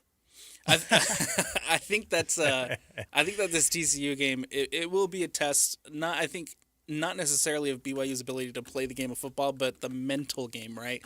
There's a lot of players on this team who are in a similar situation to where they were last season, right? Can they overcome the mental block of what was last season, where they ended up letting a Big 12 championship berth slip out of their hands with a loss to Kansas and a loss to Arizona State? Do they bounce back from that? Are they mentally fortified to bounce back from this loss against Texas Tech?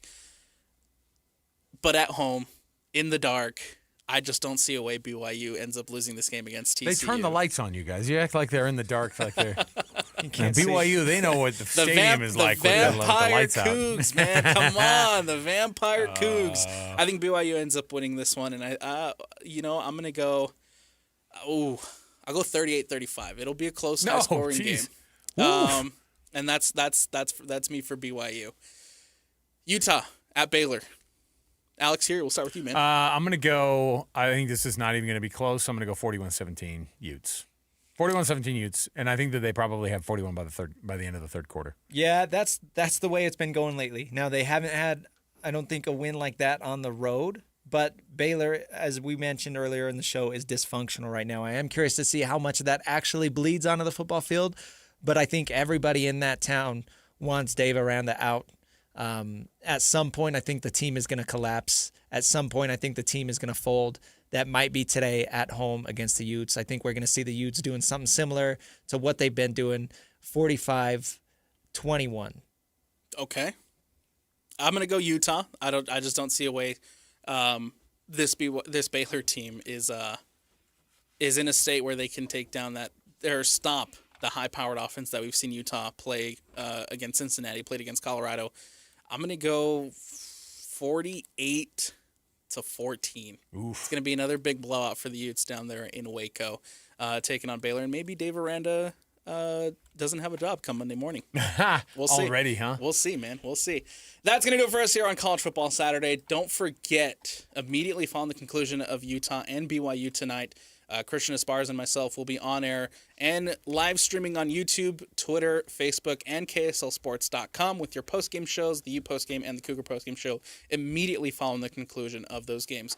We'll have all the coverage and all the recaps of these games on our weekly shows, DJ PK, Jake and Ben, Hans and Scotty, and JJ and Alex coming up in the week. And, of course, make sure to tune in to 97.5, the KSL Sports Zone for the postgame show. That's going to do it for us here on College Football Saturday. From Alex Napoles, from Alex Kirry, and Christian Esparza, this has been another edition, College Football Saturday, 97.5, the KSL Sports Zone. Whether you're stuck in the office, I believe you have my stapler, in your car, or at your in-laws. You want a piece of me? You bet I do. The Zone is with you every step of the way. Download the KSL Sports app to get live streaming of your favorite shows and access to all the latest updates on your favorite teams. Your home for the best coverage of the Utes, Cougars, Jazz, and Mammoth is on air, online, and on the KSL Sports app. This is 97.5, the KSL Sports Zone.